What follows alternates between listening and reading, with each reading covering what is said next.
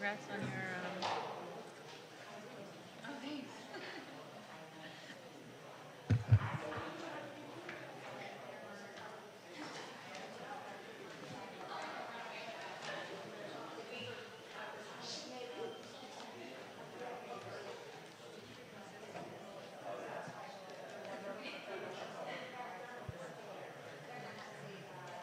Is this the right one?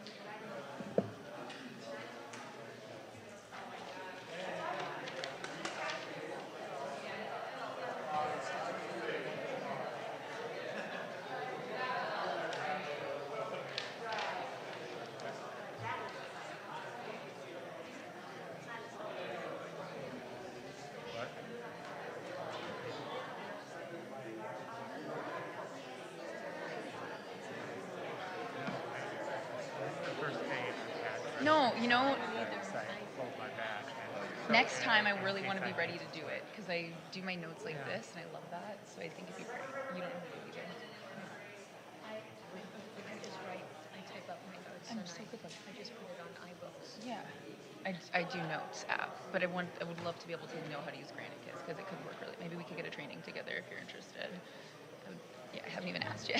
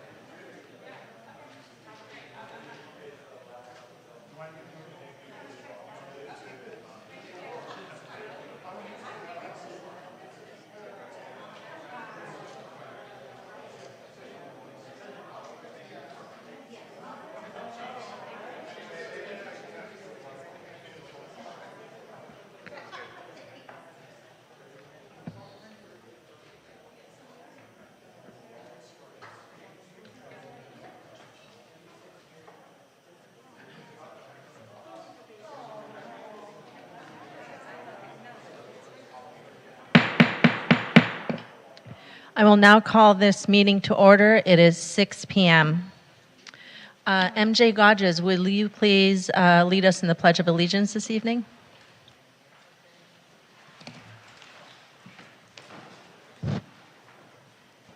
Please, yes, come to the podium.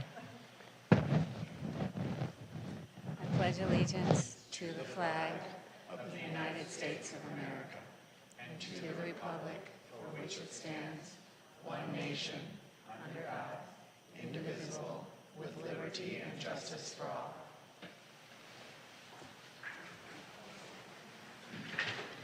Madam City Clerk, can we have a roll call, please? Yes, Mayor. Councilmember Byers. Present. Councilmember Heilman. Here. Councilmember Meister. Here. Mayor Pro Tempore Erickson. Here. Mayor Schein. Present. We have a quorum. City Attorney Langer, please provide us the report of closed session. Yes, thank you. Good evening. The City Council convened a closed session at 5:30 this evening. There were no members of the public here to speak on the closed session agenda. The Council discussed one matter of existing litigation, Casa Green versus the State of California et al., which is a challenge to various eviction moratorium ordinances against the State of California, the county, the City of Los Angeles, and 8 cities within the county. The City Council provided direction unanimously to file a petition for writ that asks the Court of Appeal for interlocutory review of certain issues that were raised in the demurs and motions to strike in this case. And that concludes my report. Thank you very much. Thank you. Moving on to approval of the agenda. Madam City Clerk, are there any changes from staff? No, Mayor, there are no changes from staff this evening. Thank you. Do any of my colleagues have any requests for changes to the agenda? Councilmember Byers. I would like to ask my colleagues to consider moving items 5C, the sponsorship of panel discussion addressing childhood abuse, and 5E, the sponsorship of panel discussion of documentary of Motherland, to consent. Everyone's on board? Okay. Are there any other changes? Mayor, Requests? Yes, Councilmember I Hyman. have to abstain on items 2F and 2G, so I'd like to note my abstention on that. And I'm wondering if it's possible for us to move item 6A to consent. I'm fine with that. Yes. I have a couple, Mayor. Okay, Councilmember, or Mayor Pro Tem Erickson. It's okay. All right, so could we move item, did we do, we did 5B already, right? No, we did 5C, Okay. 5E, and 6A. I would like to see if we could do 5B Okay. to consent. Any objections? I have a couple of quick comments on that, but Okay. I could make them under council member comments. They're not really direction. That would be great. Okay. All right. That is all. We will be moving to consent items 5C, the sponsorship of panel discussion addressing childhood abuse as part of the Human Rights Speaker Series. 5E, sponsorship of panel discussion of documentary Motherland. 6A, an ordinance of the City Council of the City of West Hollywood, California, amending Chapter 15.56 of Title 15 of the West Hollywood Municipal Code relating to stormwater and urban runoff pollution control, as well as 5B, Sunset and La Cienega Boulevard intersection design and engineering study phase 1. Did we consider moving 5D to consent? No, but I'm happy to. That's the unit swap item. It's asking staff to investigate, so I have no problem moving that to consent. I'm fine with that too. Any objections? All right, let's add 5D, the unit swap program and rent stabilized units, to consent as well. Can we get a motion to adopt the agenda? So moved. Okay. Councilmember Heilman and Mayor Pro Tem Erickson. May we get a vote? Okay. Yes.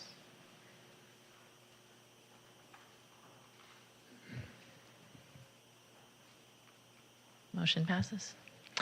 All right, so moving on to adjournment motions. Do any of my colleagues have any adjournment requests for this evening? All right, Mayor Pro Tem Erickson. Thank you so much, Madam Mayor. I have 3 tonight. I would like to first adjourn in memory of Elise Given, who was the aunt of Troy Masters, who passed on January 26th, and sending him and his family all of our love. Additionally, and I want to thank Paulo from WehoTimes on this one, Christopher Teagarden, who is the owner of Teagarden Smoke and Vape Shop, and he was killed in a tragic car crash last week when a suspect crashed into himself and one other individual during a pursuit in the San Fernando Valley. And then last, and one that I take no pleasure in sharing, is I would like to adjourn in memory of New Jersey, Councilwoman Eunice Dumfor. She was found shot in her car. She was a New Jersey councilwoman, the mother of a young daughter and leader of her church, and was shot and killed in a possible attack outside her home. The incident officials are calling shocking and senseless. She was just sitting in to the elected official.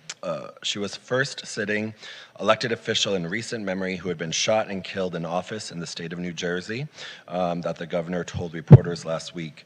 Additionally, she was a trailblazer in many of her ways when she started going on and had a long history of public service, and we send all of our condolences to this individual, especially with the threats of violence on many people we know in our community. Thank you, Mayor Pro Tem Erickson. Are those all the adjournments from my colleagues? Okay. I have an adjournment. We are deeply saddened by the huge loss of life and property by the devastating earthquake in Turkey and Syria. Early in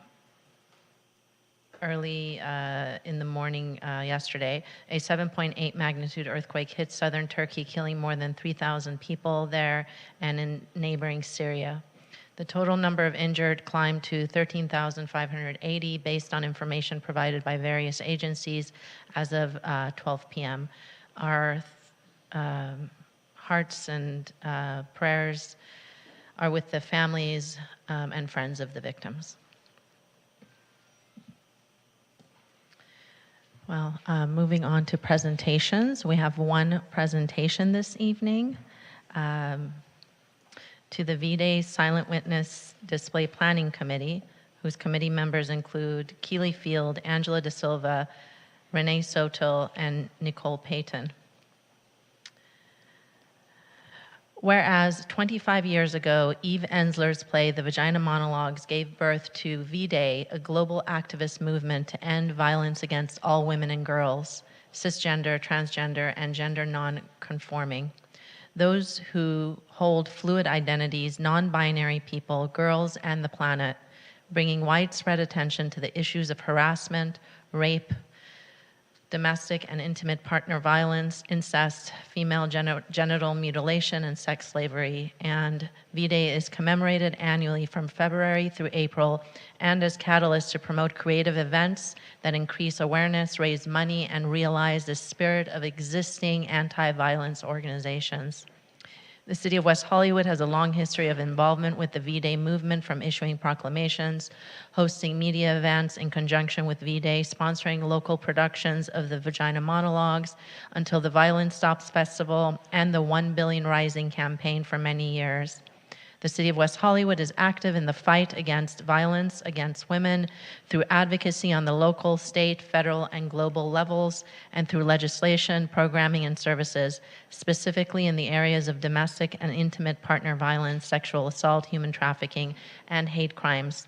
And this year, the City of West Hollywood will commemorate the 25th anniversary of V-Day with an activist and survivor-led gathering and call to action featuring the launch of a silent witness display about domestic and intimate partner violence on February 25th by lighting the lanterns along Santa Monica Boulevard and West Hollywood City Hall in the colors pink and red from February 15th to the 28th, and by continuing to promote anti-violence messaging, including the important message of consent, by highlighting the city's ongoing sexual assault awareness campaign, Only Yes Means Yes, as well as other advocacy and prevention efforts. Now therefore be it resolved that the City Council of the City of West Hollywood hereby commemorates the historic occasion of the 25th anniversary of V-Day and urges the community to continue to actively support this important global campaign to end violence against all women and girls.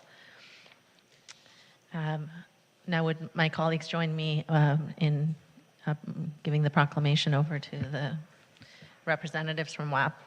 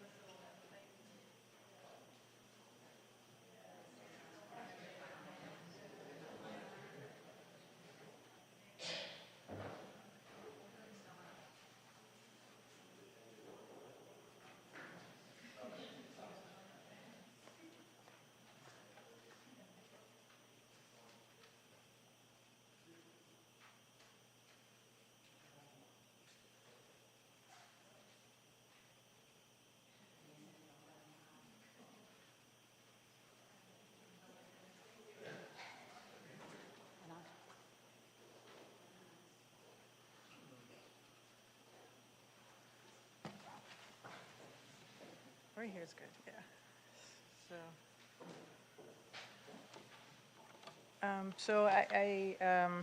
Yeah. So, I'm sorry the other WAB women couldn't make it all of a sudden. I didn't realize that, but I'm Renee Sotil, longtime resident and member of the LGBTQ+ Advisory Board for 3 more days. Thank you, Council Meister, for that opportunity. And I want to thank Council, of course, for including the Silent Witness program for V-Day this year. It's been a privilege working with WAB, and of course, Larissa, who makes things happen. And this will be a new, hopefully annual event where these displays are remember victims who are killed of domestic violence, and it's usually in the towns. So it's very personal and very powerful. And also, MJ and I have covered 1 Billion Rising many times. We have tons of videos, so when we repost, we may see, for sure, past council, maybe current councils dancing the Cabbage Patch. So look for that. I just want to continue that. On the first day of Black History Month, the National Domestic Violence Hotline posted, "Due to systemic racism, which affects our social structures and policies, Black women and men experience DV at higher rates than other communities." The DV hotline also acknowledged that February is Teen Dating Violence Awareness Month.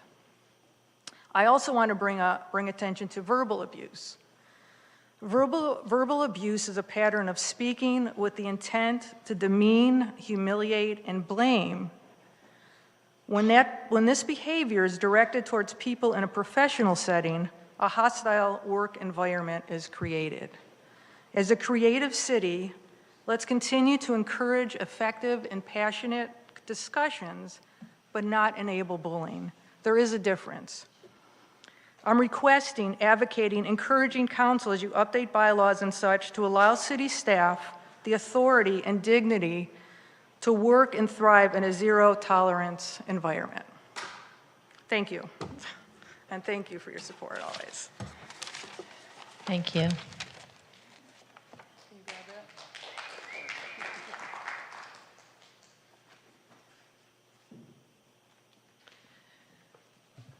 We will be moving on to public comment. The City Council values your comments. However, pursuant to the Brown Act, Council cannot take action on items not listed on the posted agenda. The public comment period is limited to 20 minutes with 2 minutes allotted for each speaker. This public comment period is to address the City Council on consent calendar items, other agenda items if the member of the public cannot be present at the time the item is considered, or items of general interest within the jurisdiction of the City Council. Another period is also reserved for general comment later in the meeting for those that could not be heard at this time. Madam City Clerk, will you please call our first speaker? Yes, thank you. Our first speaker this evening is Annie Jump-Vicente. Annie will have 2 minutes, and if all speakers could give their name and city of residence, that would be helpful. And Annie will be followed by Michael Russ now. I see you took away the other mic. Just like the agenda items on here, the ones that I really wanted to actually listen to and hear and discuss, like 5B I heard went to consent, and so many others that are very interesting to hear, but the public doesn't get to comment more than a meeting, I guess, that was beforehand. I don't know exactly when these discussions happen, but our streets are designed poorly. I've sent you all images and photos and videos over the last few weeks especially, except Meister and Heilman. Sent the 3 of you videos of car accidents, car crashes, cars on the sidewalk smashed between trees and lampposts on Santa Monica Boulevard. I keep telling you it's dangerous for pedestrians, but people keep getting injured. This is happening on the east side, not just the west. So I see that your bike feasibility study that you have on here later for protected bike lanes, that's great. I love it, but please extend it all the way to La Brea. Stop pussyfooting around. Stop protecting the west side only. Actually do something for the east side. It really hurts to see the division in city planning that you're all approving constantly that divides people in your own city. The whole east side of Santa Monica Boulevard, probably past Sweetser, gets denied services so much.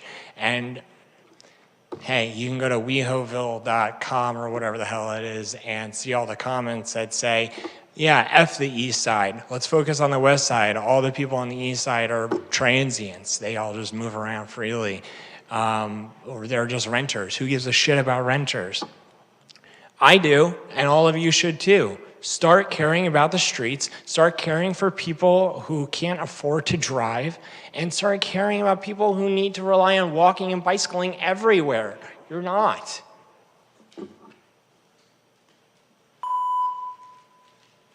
Thank you, Annie. Our next speaker is Michael Rustnow. And not my phone. Yes, you get an introduction. Michael will be followed by Renee Sotil. Hi, development was shaped for Sunset Crescent, Havenhurst Drive. Tenants complained and plans were formed to prevent major traffic that hadn't occurred. This despite the Sunset Crescent Heights Laurel Avenue complex with Trader Joe's, a gym, movie theater, and restaurants proving no problem, thus no blockage on Laurel. WeHo's scheme, allowing traffic north to Sunset, barring southbound traffic, was rejected by anxious tenants who wanted access to and from Sunset stopped. In June 2021, temporary daytime parking without permits was forbidden due to fear of construction workers taking spots. Demolition occurred with no chaos. The site is currently snagged with no projection when work will resume, nor when it will open, and at what size. Jackie Rocco suggested 2-hour parking, but last fall at a Zoom meeting, this compromise was voted down. February 23, almost 2 years, temporary is still on top nighttime tollway signs on the street. From Crescent Heights to La Cienega, only Olive north of Fountain, mostly a one-way street, along with Havenhurst, forbids daytime parking. All other streets north and south of Fountain allow it. A few have 2-hour restrictions. Why? Construction was the alleged reason for restrictions. Long gone, but like a child given a toy, self-centered tenants don't want to give it back, and WeHo caters to their tantrums. Shouldn't the city be the adult in the room, or is each street a self-governing fiefdom able to get what it demands? Council members said I was in the minority. So what? Is the majority always right? Shouldn't you decide whether tenant demands are good for the city, a much-visited downtown area? Don't many of you seek side streets to park to avoid fees here in LA or Beverly Hills? The Havenhurst demands are solutions to problems that haven't happened and based on Laurel may not materialize. The total daytime proscription the council may permit is not based on a real need, just selfish tenant whims. And I have 15 seconds I would like to sing to you. No, I'm just joking. I have a detailed memo to all of the council. I hope you read it. I will test you. And I have copies to the Honorable David Wilson, Oscar Delgado, and Jackie Rocco.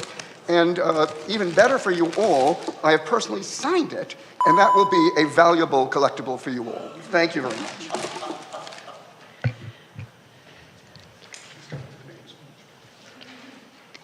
Thank you, Michael. Our next speaker is Renee Sotil, to be followed by Mikey Friedman. So Renee's good. So Mikey, you are our next speaker. Mikey, when you come to the podium, can you make sure that you bring the mic down so we could hear you well? Thanks.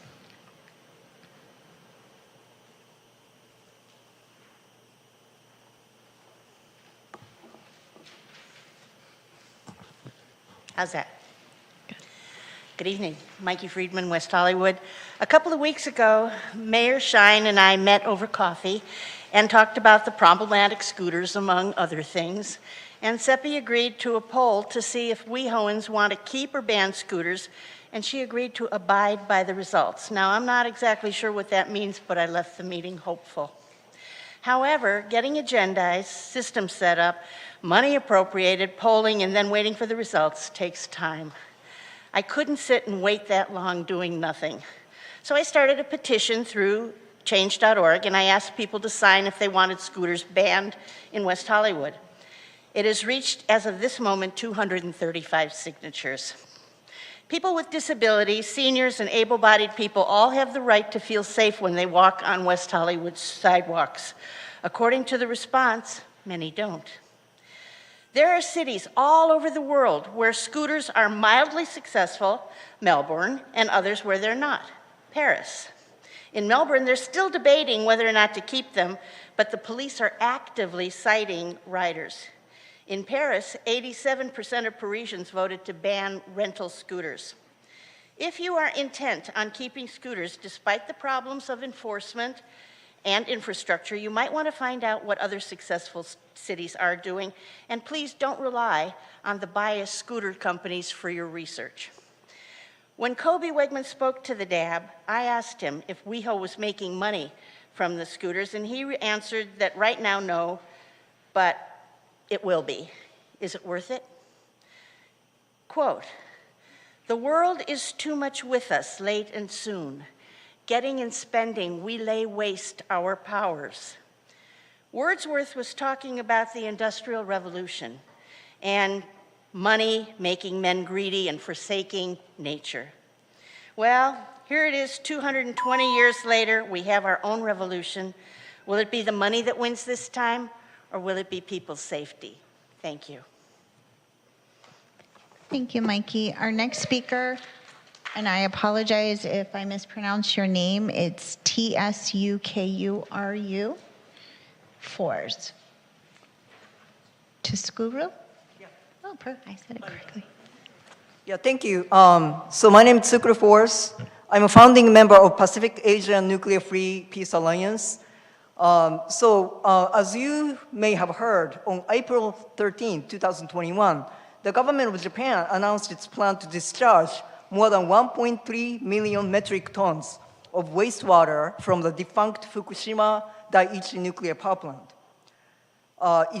If unchallenged, the plan is to start discharging this water as soon as the spring or summer of 2023, which is coming up very soon. And it will continue for the next 30 to 40 years. Japan and TEPCO, Tokyo Electric Power Company, claims that the water is completely safe because it's been treated. However, they also have admitted that the water processing system that they employ is effective only for 30%. So the remaining 70% contains radioactive nuclei, which exceed the regulatory standards.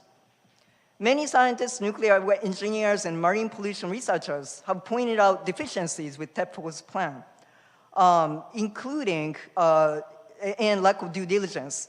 Out of 64 radionuclides known to exist in the water, TEPCO tests only about 9 radionuclides.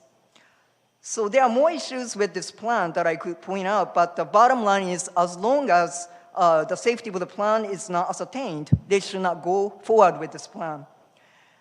With the council member Bayer's help, this resolution, I'm bringing this resolution on March 6th on the agenda item, and I'm asking the West Hollywood City Council to vote in support of this resolution to demand Japan and TEPCO reconsider its plan and come up with a better plan that ensures the safety and protection of the environment and human life. Thank you so much. Thank you. Our next speaker and the final speaker we have in chambers before moving to Zoom is Steve Martin.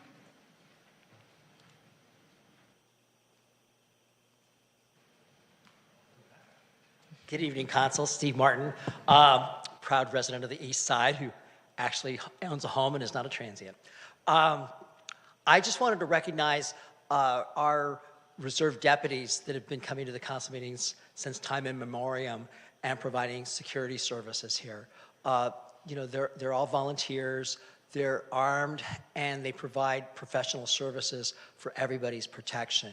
I know we have block by block here, which in some ways seems a little redundant to have both, but I've noticed that at least the last 1 or 2 council members, some people have been venting some of their frustrations about various law enforcement issues across the country on our reserve deputies who are here. And they're not the problem. I think people need to focus on who are responsible and focus on meaningful reforms and holding people accountable, not just to the volunteers that are showing up to provide a service to the community. The other thing I would say, since we're going to have block by block and the sheriff's deputies here, perhaps we should have a mental health outreach worker here observing the last couple of council meetings. That might not be a bad idea. So thank you very much. That was our final speaker in chambers. We will now move to public comment in Zoom.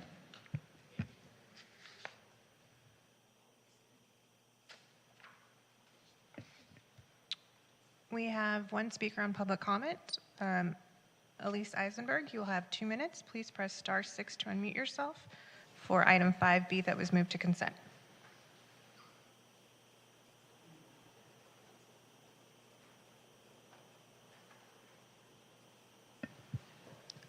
Elise, please press *6 to unmute yourself.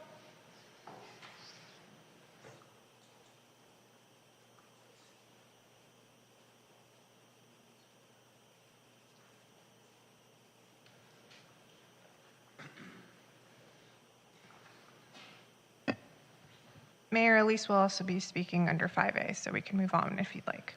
Okay. All right, so we're going to move forward to council member comments and meeting attendance reports. This portion of the meeting is set aside for general comments, announcements, requests of staff, subcommittee meeting reports, and/or other issues of concern from members of the City Council. Do my colleagues have any comments or meeting attendance reports at this time? Councilmember Meister. Thank you, Mayor. As far as attendance goes, I represented the, the West Side Cities COG at the SCAG CEHD committee meeting. I attended a webinar on how to reduce earthquake risk, and I participated in an AIA Leadership Academy chat regarding consent calendar.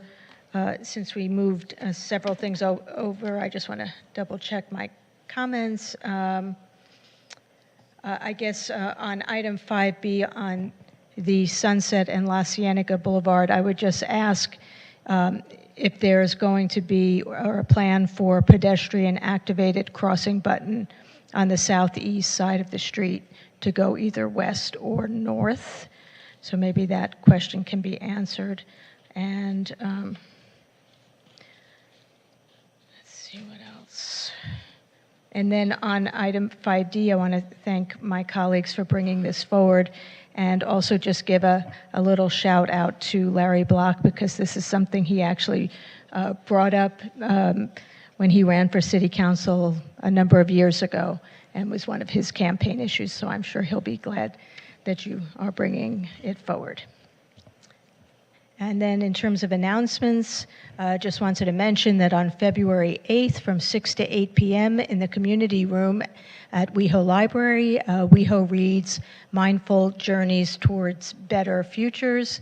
There'll also be a reception for a new exhibition showcasing the winner and entries to the WeHo Reads Road to Joy photography contest. And so for more information on that, you can visit the calendar page on the city's website at weho.org. And then also on February 11th from 5 to 6:30 p.m. at West Hollywood City Council Chambers, we have Winter Sounds with Jennifer Latham. For more info and to RSVP, you would go to the calendar page on the city's website as well.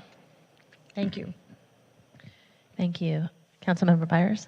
Yes, just in terms of attendance, I attended 3 days of the New Mayors and New Council Members Academy hosted by the League of California Cities in Studio City. It was just truly invaluable training on how to serve the city and do you all well in this role alongside new council members and mayors from cities across California. In conversations with many of these leaders, I just want to note how great it was to see the way that West Hollywood was understood by others, and it made me feel very proud to be here, very proud of our city and staff and the people who make this West Hollywood. That's all for me. Councilmember Heilman. Yes, thank you, Mayor. I did want to make a comment on 5B that we moved to consent. I hope that our staff and our consultants look very carefully at bulb outs, particularly on the southwest corner. The angle of the street is a very challenging angle, even as it is right now, and people sometimes swing out into the lane of traffic that is headed north. So I hope that our staff will look at that as they're considering any kind of reconfiguration, particularly the issue of bulb outs. Thank you. Mayor Pro Tem Erickson. Thank you so much, Mayor. In terms of items, meetings I attended the last coronavirus telebriefing via the county, the West Hollywood Chamber of Commerce's Mix and Mingle, Contract Cities Legislative Committee meeting, I participated in the Lhasa Homeless Count. Thank you for driving us, Mayor, around the city. I did the Great Kindness Challenge door decorating contest with Councilmember Heilman, and I think he will agree it was a very challenging time. I attended the Cal City's Transportation Public Works Committee meeting, of which I'm I'm an appointed member. I gave opening remarks with my colleagues at Winter Sounds. I was able to swear in Yawar Charlie to the Historic Preservation Commission. I attended the Clean Power Alliance meeting on behalf of the city as the representative, the Contract Cities Executive Board meeting, where it took me 2 hours to get to Norwalk, which was always a fun time, the SCAG Regional Council meeting as well. Additionally, on items on consent, I just want to thank my colleagues for item 5C about child abuse. This is an item that we'll be talking more about in the future with the Human Rights Speaker Series, and it's very important we recognize this in April. Additionally, with 5D, I did not know Larry did it a couple of years, well, I can't remember what run until he texted me and told me, but this item is actually very near and dear to my heart as my upstairs neighbor lived in a rent-stabilized unit at that time, and I've been in my unit for 10 plus years, and she actually had to move out during the pandemic to a facility closer to her family because there was no availability at another unit at the same price, obviously, which is always the problem. And she always had a hard time getting up and down the stairs, and I would have gladly given her my apartment and moved upstairs because I wanted a balcony, but hopefully we'll be able to change the law. But nevertheless, I always would take up her groceries, and she would always take care of my plants. So I want to thank my colleague for doing this, and this is something we're also starting to advocate on in Sacramento and using the full force of the city. Additionally, if the city manager or Oscar or Steve could provide an update on getting better signage at the WeHo Park tennis courts. I know you hate it when I use city facilities because I start spotting things that are wrong, but I had no idea what court I was playing on last night, and I think that's easily fixed. Additionally, if the city could post on our social media where we could donate to the Turkey earthquake. I know we've done a number of resolutions here as a city supporting those individuals, and people always like to give in whatever way they can. It would be great to post something on our social media for that. And I hope everyone will be coming to our Prep and Pep Town Hall public hearing. We'll talk more about that next meeting. But then additionally, my last comment is the FDA is easing up on blood donation bans on gay and bisexual men after years of protests. This is nowhere near the victory that we need with this law just being overturned, but many of my colleagues will know that we participated in the advanced study, and the work and the data that we actually gave led the FDA to make this actual historic ruling. So West Hollywood actually had a very good part in this, and I want to thank my colleagues, both past and present, who have been working on getting rid of this issue for a long time to make sure that we're still doing this to get rid of this draconian ban. That's everything. Thanks, Mayor. Thank you. I want to wish our Black community a happy Black History Month, and as well wish everyone a happy Valentine's Day coming up on the 14th. On Sunday, February 12th, beginning at 11 a.m., Raha International is presenting an open panel discussion with 5 generations of Iranian LGBTQ+ activists who have pushed the movement forward. Raha International is committed to positively impacting its members' lives by connecting Iranian LGBTQ+ people through their cultural identity. The panel discussion is a free event and open to the public. Following the panel discussion, there will be a brunch gathering in the West Hollywood Library Community Meeting Room beginning at 1 p.m. For information on this event, including registration for the panel discussion and to purchase tickets to the brunch gathering, please visit the city's calendar page. In addition, on Tuesday, February 14th at 6 p.m., the city is kicking off the design of the new city playhouse with a community design visioning workshop at Kings Road Park Community Room. The purpose of this workshop is to gather input from the community on the project focused on priorities such as accessibility, landscaping, sustainability, and street-level activation. The new City Playhouse will replace the Coast Playhouse Theater located at 8325 Santa Monica Boulevard, near the intersection of Santa Monica Boulevard and North Sweetser Avenue. The new 99-seat, approximately 5,000 square foot facility will serve as an arts and cultural event center that will support nonprofit arts organizations and artists by providing an accessible venue in the city's center. For those that are unable to attend this event, the city will be hosting a follow-up workshop on Tuesday, February 28th, 2023 at 6 p.m. This will be an in-person workshop held at Plummer Park Community Center in rooms 5 and 6. Since our last meeting, I attended the County Sanitation District Los Angeles County meeting, participated in the LAHSA Point and Count homeless count, the League of Cities Policy Committee meeting, attended our WeHo Park and Plummer Park composting kitchen pail distribution events with Athens, where we distributed over 400 pails to residents, and I also attended the League of Cities New Mayors and City Council Members conference. I wanted to ask the city manager about Michael Rosnow's issues regarding daytime regulations on Havenhurst, so if you can address that, that would be great. Thank you to my colleagues for putting the unit swap item as well as the Motherland documentary on consent. It is much appreciated. Regarding the unit swap item, I do remember that this was Larry Block's idea for a long time, and he campaigned on it, and he and I met after I got into office, and at that time I gave him my word that in some way, shape, or form I would support bringing this forward. It's taken a bit, but here it is. And as I've said before, I am a woman of my word, and I'm happy that we're able to possibly move this forward for the benefit of our seniors and people with disabilities who truly this would be life-changing for them. So thank you, Mayor Pro Tem Erickson, for working on this together. Now, I would like to give my Iran update. As part of my comments at each council meeting, I've made it a priority to provide updates on the situation in Iran in light of the protests that began in September 2022 following the death of Mahsa Amini. Human rights agencies have claimed that so far as many as 20,000 people have been arrested and 4 people have been executed for crimes connected to the protests, with another 100 still at risk of execution based on their charges. According to an announcement made yesterday by Supreme Leader Ayatollah Ali Khamenei, Iran will pardon or commute the sentences of a large number of prisoners, including those linked to the anti-government protests as part of an annual amnesty.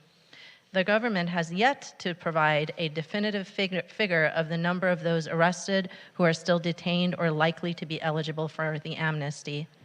Khamenei made the announcement ahead of the 44th anniversary of the victory of the Islamic Revolution, marked on February 11th.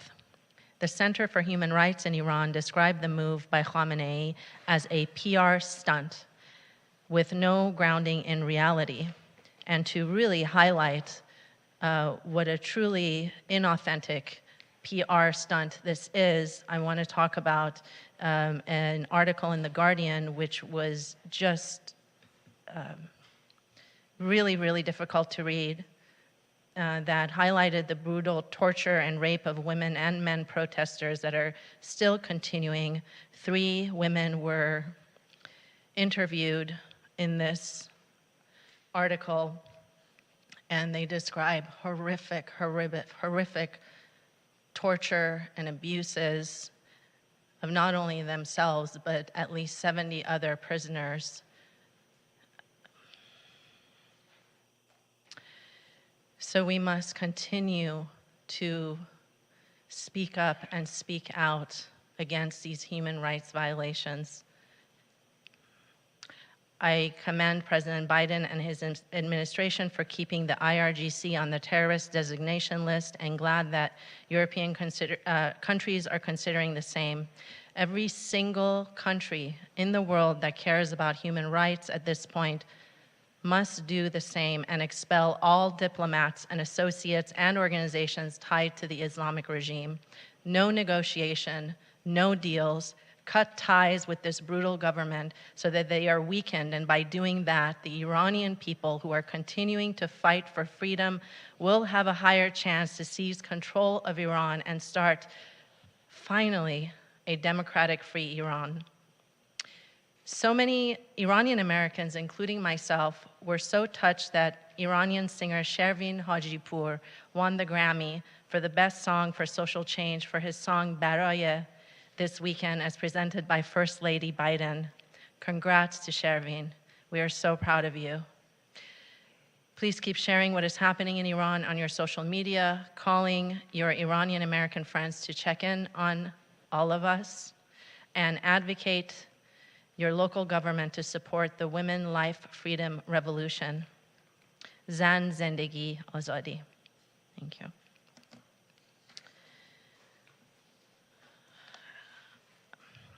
For the city manager's report, this time is set aside for the city manager to update the council on important items initiated by staff or previously requested by the city council.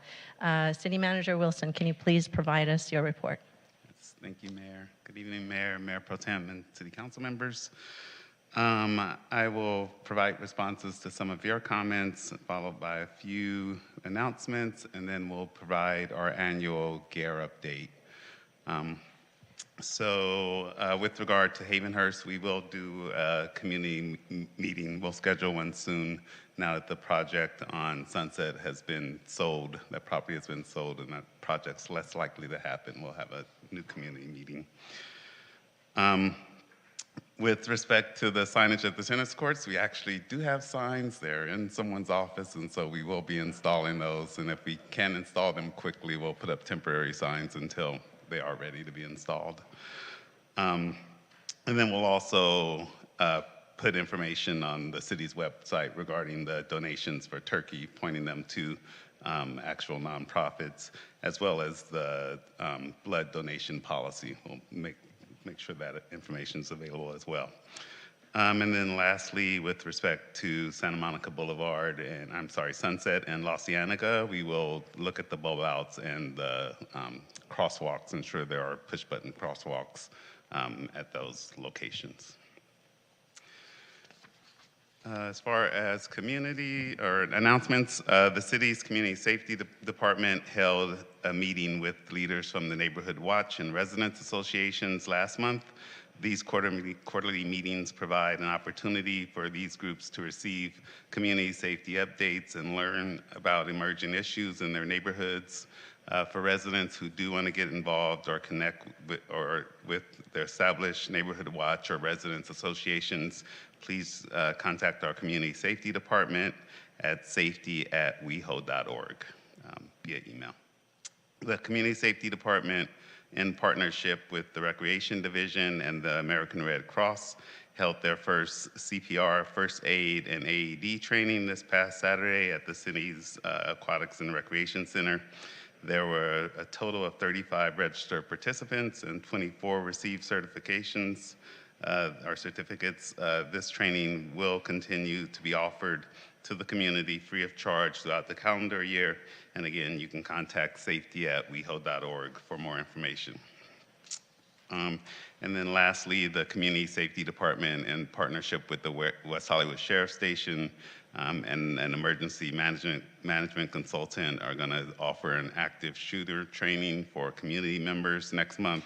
And dates and information will be provided on the city's website, but you can also email safety@weho.org if you are interested in participating. And with that, I'm going to turn it over to Aaron Hammett, who's our GARE lead, to start on the update on the city's GARE program and DEI programs, and I'll be joining her. Thank you. Aaron, can I cut in briefly? We're going to have a presentation, so just give us a second to have our AV consultant pull up the presentation as well. Thank you. I'll do intros. Hello, esteemed Mayor, Mayor Pro Tem, council members.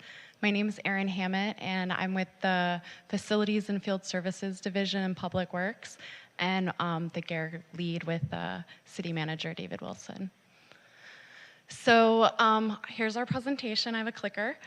We're going to just walk through about 20 slides tonight. It's going to take just about 10 minutes. And I wanted to highlight, especially with new council members, the work that the city has been doing over the past 2.5 years related to, firstly, our racial justice initiative, and secondly, diversity, equity, and inclusion work.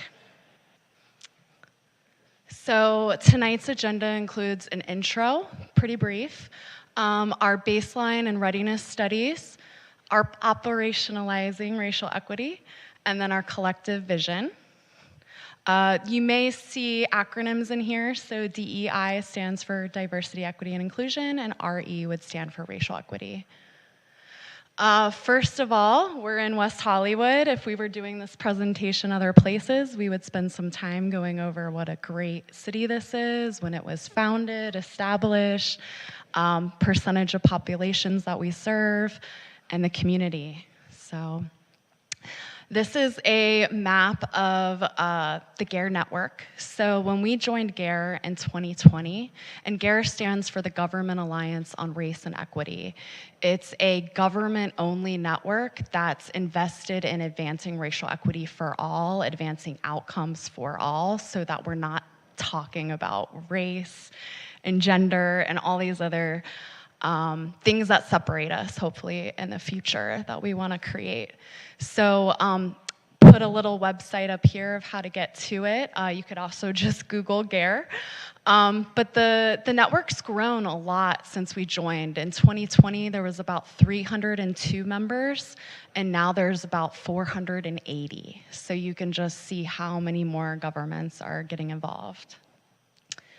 Then the way that we root our work, the framework is called the NUV framework. It stands for Normalize, Organize, Operationalize, and Visualize. And I put just some bullets to kind of describe the different steps, but overall they're very circular, right? Like you could start working on one issue and then you make some progress, then you assess what you need to do and how to fix it, and then keep moving along. So normalizing is really focused on shared understanding. Organizing is about externally and internally organizing the work, so for staff and for the community. Then we have operationalizing, so we're focusing on what processes and tools. And I did point out that in the GARE framework, we are not really focusing on plans, but actions. So it's great to have a plan, but it's even better to have action. And then lastly, visualize is all about leading with values and vision and coming back to the center of why am I coming here to do this work? Am I uplifting everyone? So in our phase of normalizing in West Hollywood, the light brown boxes are 2 of the trainings we've done here, as well as a little snapshot of our administrative instruction, really rooting diversity, equity, inclusion, and racial equity into our vocabulary and into our work. That's actually being incorporated into all the onboarding processes for all of our new employees. So shout out to HR on that one. And then we created an intranet page with a bunch of different resources, and then everything highlighted in dark brown here is future trainings that we hope to host and have. Next, we have organizing in West Hollywood. These are our teams, so shout out to all of our teams. We have an arts team, city manager's department team, communications team, finance team, human resources, planning, public safety, social services, and strategic initiatives. And we're just trying to grow this effort more and more with our staff. Next, we have our baselines and readiness work. And essentially, we focused on 2 assessments that we did internally. The first is a third-party, externally administered assessment. It was through Race Forward, which is a part of, well, I would say GARE is a part of Race Forward. Race Forward partners with the Othering and Belonging Institute at Berkeley. So the purpose of this assessment was to ask 50 questions, or roughly 50 questions, to all of our staff. We got an amazing response rate, 69%. And we just tried to see if it's a readiness study. So is staff ready to work on racial equity? So our recommendations that we found through that work is that our BIPOC respondent perspectives should be centered. We need more internal investment in our infrastructure, and we need to embed racial equity work throughout our whole organization. And it's a longitudinal assessment as well, so we're going to do it every 2 years to keep assessing ourselves. As you can see here, about 98% of staff feel competent in their interactions with people of different races, which is great. But there's two most frequently noted needs. The first is, how do I enhance involvement in racial equity work? More information so I know what to do. And then the second one is they would like additional training on racial equity and related concepts. This is just a great visual. Hopefully I'll come back and, or I can send the presentation so you can read it later, but it's really just trying to narrow this gap of what are we committed to versus what are we doing, right? Are we actualizing? And there is a bit of a gap that we found. So we want to narrow that and close it. Next, we did another assessment with just the GARE teams, just the DEI teams. And that was a self-assessment over these 8 areas that focused on culture, people, and structures. And the whole idea is that if we're going to move the organization forward on our commitments to equity, we lead in some areas and we lag in some areas. We're not great at everything, and the idea is to bring everyone along together collectively. So what we ended up identifying is that we're leading in our commitment and communications, which shouldn't be a surprise after the last assessment. And then we're really lagging in our budgeting and contracting and data collection and evaluation areas. So those are definitely areas where we need to improve, and we're working on that. And next, I'm going to hand it over to David. Okay, so I'll just talk a little bit about how we've operationalized kind of the GARE and DEI work in some of our daily activities. And many of the things that you're going to see on here are programs or projects that we've done historically or new initiatives from you, the City Council. These aren't things that are aimed at any particular group. It's really about normalizing that we're using a racial equity lens as we're doing these things so that all of our community members feel included in the services that we provide. So as Aaron said, we joined GARE in 2020. We added resources to the intranet so staff could have those resources, and we really focused on normalizing and organizing.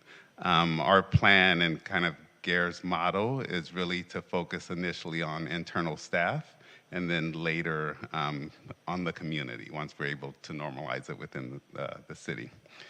So we formed a DEI committee, and we had several teams throughout the organization, as Aaron said. In 2021, we identified DEI and racial equity consultants that staff could use for various types of programs and projects. We did the baseline survey. We adopted definitions of DEI and racial equity and made those an administrative regulation that was accessible to all staff. Some of the programs or projects, again, that you all were a part of are the Center for Policing Equity Study. We've had conversations with equity and public safety with Connie Rice as part of the Public Safety Commission public meeting. We also had conversations with racial justice with Robin D'Angelo as more of an internal thing for city staff and for boards and commissioners.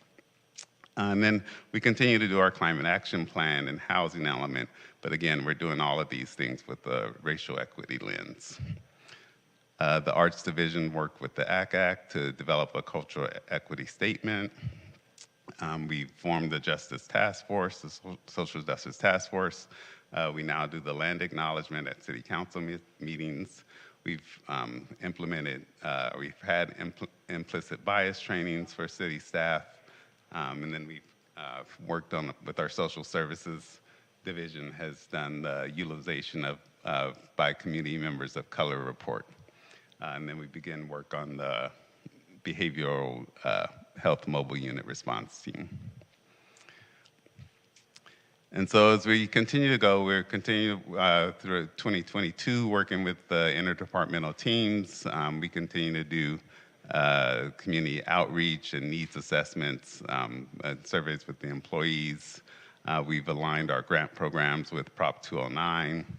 And we recently had the Social Justice Task Force final report that was brought before the City Council along with their recommendations. And just continuing through 2022, we've done the Community Safety and Wellbeing Plan along with LGBTQ trainings with the sheriff stations and a lot of the work with the Strategic Initiatives team with the West Hollywood Care Team and the Guaranteed Income Pilot and some of those other programs. And then we also have 6 working groups, and I won't go through them all, but we've established these working groups to continue this work throughout City Hall. And so this kind of just looks at the overall vision and demonstrates how it really impacts all of our community members as we're working on these diversity, equity, and inclusion type programs and racial equity and normalizing these things. They impact the residents and staff and visitors and businesses within the city. And then it just goes through some of the different ways in which we apply them as we do our strategic planning and decision making and budgeting and all the work that Aaron talked about and that we continue to work on. And so with that, concludes our presentation. We're happy to take questions if you have questions, or if not, that concludes the city manager's comments. Thank you. Do any of my colleagues have any questions? Thanks for the update. Yes, it's a wonderful update, beautiful visuals, and incredible work that has happened. David, thank you, and to the entire GARE team.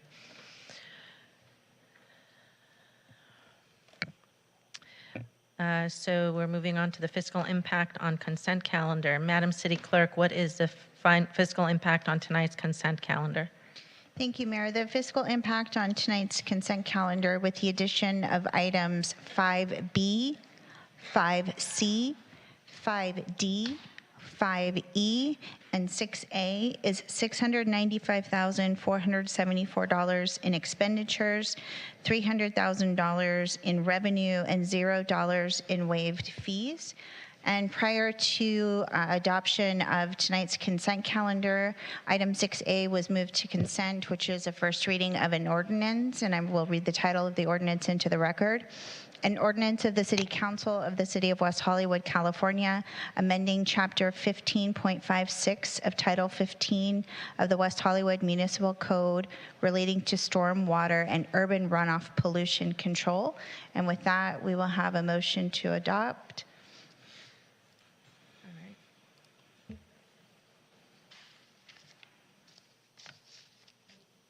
Tonight's consent calendar is approved.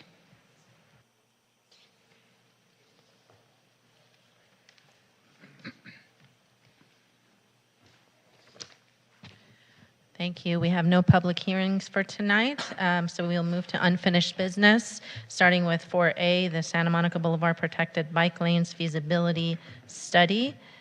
Do we have a presentation from staff on this item? We have a brief presentation if council wishes to have one. Great. A brief presentation will be great. Thank you. Give us 1 second to switch it over to the presentation.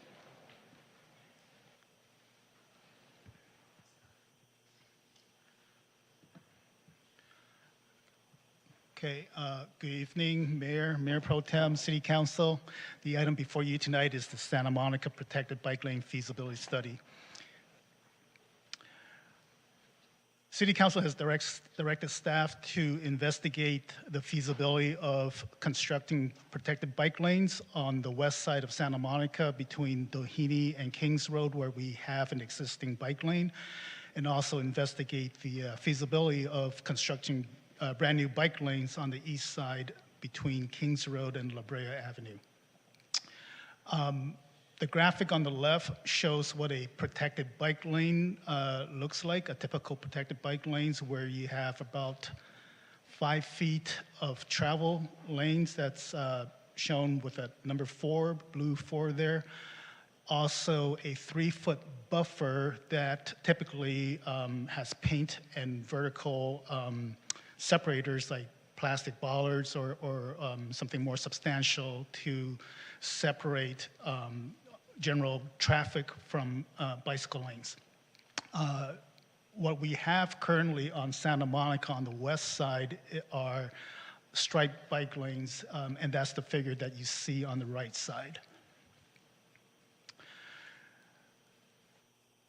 The Santa Monica corridor can be separated out into west and east because they're very different in terms of right-of-way and characteristics. We'll start with the west side, which is shown in blue. Again, this runs between Doheny and Kings Road, where we have existing bike lanes currently. The typical cross-section in this western corridor has 2 travel lanes in each side for auto vehicles, center turn lanes at major intersections, medians, they're usually 4 foot or wider, some are very wide, and generally pretty spacious sidewalks ranging between 15 feet to 30 feet. Again, we have existing 6-foot bike lanes in this corridor on the west side, so we just need 2 additional feet on each side, a total of 4 feet, to upgrade the existing bike lanes to protected bike lanes. Potential right-of-way take includes the wide medians, street parking, and also sidewalks. On the east side, was shown in this red segment, runs between Kings Road and La Brea Avenue. The typical cross-section is very different from what you see on the west side. We have 10-foot, generally 10-foot sidewalks there. These are pretty much the minimum width, considering all the street furnitures, utilities, and bus amenities. We also have 2 travel lanes in each side, plus center turn lanes at major intersections. For this eastern segment, there are no existing bike lanes, so we need an additional 16 feet to get protected bike lanes, or 10 feet for striped bike lanes. Contrary to the west side, the east side have very few medians to work with, and those medians are pretty narrow generally. And again, sidewalks are at 10 feet right now. Street parking frontage covers approximately 22% of the north side and 25% of the south side. This is a graphic that shows the right-of-way that we're dealing with within this corridor. We're starting from the west and working our way east. So this is Doheny, between Doheny and San Vicente, and as you can see, these are different elements and their widths within the right-of-way. So starting from the outer edge and working in, the dark blue are the sidewalks. So the figures that you see are the widths within those sections of the sidewalk. So as you can see, on the south side, sidewalks ranges from 15 to 20 feet, and on the north side, from 10 to 30 feet, almost 30 feet. And as you walk, move eastward across the corridor, you can see how the sidewalk starts to narrow right around La Cienega. Back to this figure, the other elements also show existing bike lane widths, which are 6 feet. Also, we have out zones and loading zones designated or shown on this graphic. We also show the widths of the travel lanes, eastbound and westbound. They're generally 11, 12 feet, and at some pinch points, they're 10 feet. And last but not least, you can also see the green shaded area, which denotes the median widths. So in this case, we're starting at Doheny and we're looking at 30 plus feet, but as you know, again, work your way toward the east, the width starts to narrow down, but usually it's pretty generous in this section of Santa Monica. And again, working eastbound, as you can see, some of these elements starts to narrow down, especially when you cross over to La Cienega. And you can see the contrast there between the east side and the west side.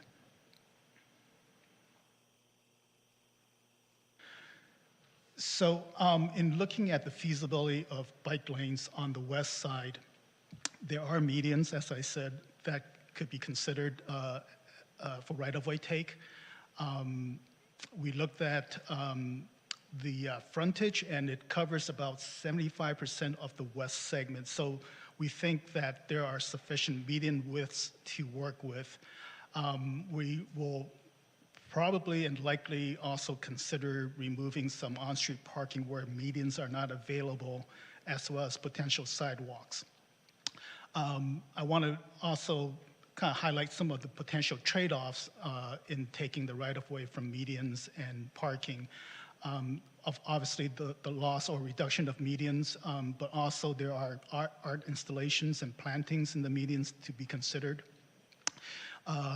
Not all on-street parking may be removed, but some of them might be, and so that might limit some of the future out zones opportunities. The loss of parking, obviously, is a potential trade-off, as well as the loss of revenue. It's likely that we would consider removing all the curb extensions in order to allow for the bike lanes to run along the parking lanes. And also potential impacts to loading zones, valet zones, and obviously sidewalk widths. We're trying to avoid taking room from the sidewalk because there are utilities, bus stops, street furnitures. There's a lot going on the sidewalks. So we think there are potentials to go and look at this a little bit more in detail. So if City Council wants us to continue with the western segment, we will look at what it would take to develop these plans. And there will be civil design level plans that we don't have right now. So those would be need to be developed. And so staff will come back with a cost estimate for City Council for future consideration. On the east side, as I said, there are very few medians to work with, and because of the narrow sidewalks, relatively narrow sidewalks, it's pretty constrained. So again, the parking is right now the most feasible element to consider in terms of getting more room for bikes. But it only has a roughly 25% frontage of that segment. So in other words, there are 75% of the segment that needs to be considered as to where that extra room comes from. Again, we need 16 feet for protected bike lanes and 10 feet for standard bike lanes. So there aren't that many medians to work with, and most of them are turn lanes. So really the only elements left to be considered are sidewalks and travel lanes. So we like to ask City Council for your direction on how to proceed with the west side. There was a proposal from members of the Bike Working Group and the Transportation Commission to look at a meandering bike option. So basically installing bike lanes where there is room for bike lanes, but have them transition onto sidewalks where we don't have enough room. So that's a consideration for City Council tonight as well. And that concludes staff's presentation. We have our consultant here as well, and we would be available for any questions. Thank you. Thank you. Do my colleagues have any questions for staff? Yes, Mayor, I had one question. in your presentation, you didn't mention the cost of doing this. And do you have some rough estimate of how much it would cost to have protected bike lanes only on the west side? Because that looks like the only place where they would be feasible. Right. In the staff report, we have a very high level cost estimate at $22 million. $22 million. Okay. 22 million. Thank you. But that's very high level, and we just need a lot more detail to give you a better cost estimate. So the subsequent phase of the study will give us that information. Thank you. Any other questions? Councilmember Byers? Yeah, I have a question. That high-level number was also taking into consideration one of the larger portions of work that would need to be done in this recommendation, which was the removal of the median, the artwork, the irrigation, all of that. So that high level is the highest amount of work taking into consideration. Should that be part of the recommendation? Right. So we took some unit costs that we developed, and those unit costs were applied to road work, curb work. So once you start playing around with the curbs, there's utilities, there's conduits, there's irrigation, trees, plantings, art installation that may have to be relocated or removed. So there's a lot going on, and so we can only give you rough estimates at this point unless we, until we get more into the details. Thank you. Okay, at this time, can we move to public comment on the item, please? Yes, Mayor. Can we quickly switch back to Granicus, please?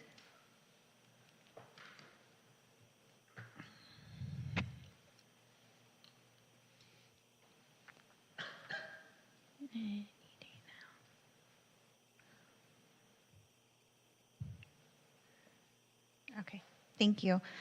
Our first speaker for this item is Kevin Burton, to be followed by Annie Jump Vicente.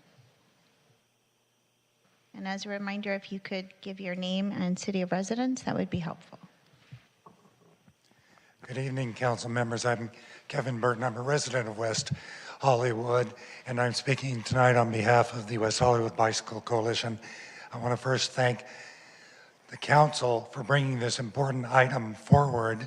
It's been a long time since it's been discussed, and staff and consultants for their hard work in the general feasibility studies.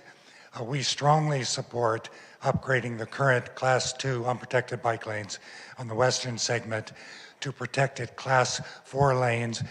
This will significantly increase the safety of bicyclists and reduce the interactions between drivers and bicyclists, which is of value to both groups. I want to focus tonight my comments on the eastern segment, where I want to make a few points that were not emphasized in the staff report. First is that for protected bike lanes, the minimum width is 7 feet, according to the California MUTCD. The width of the current parking spaces is 7 feet on average.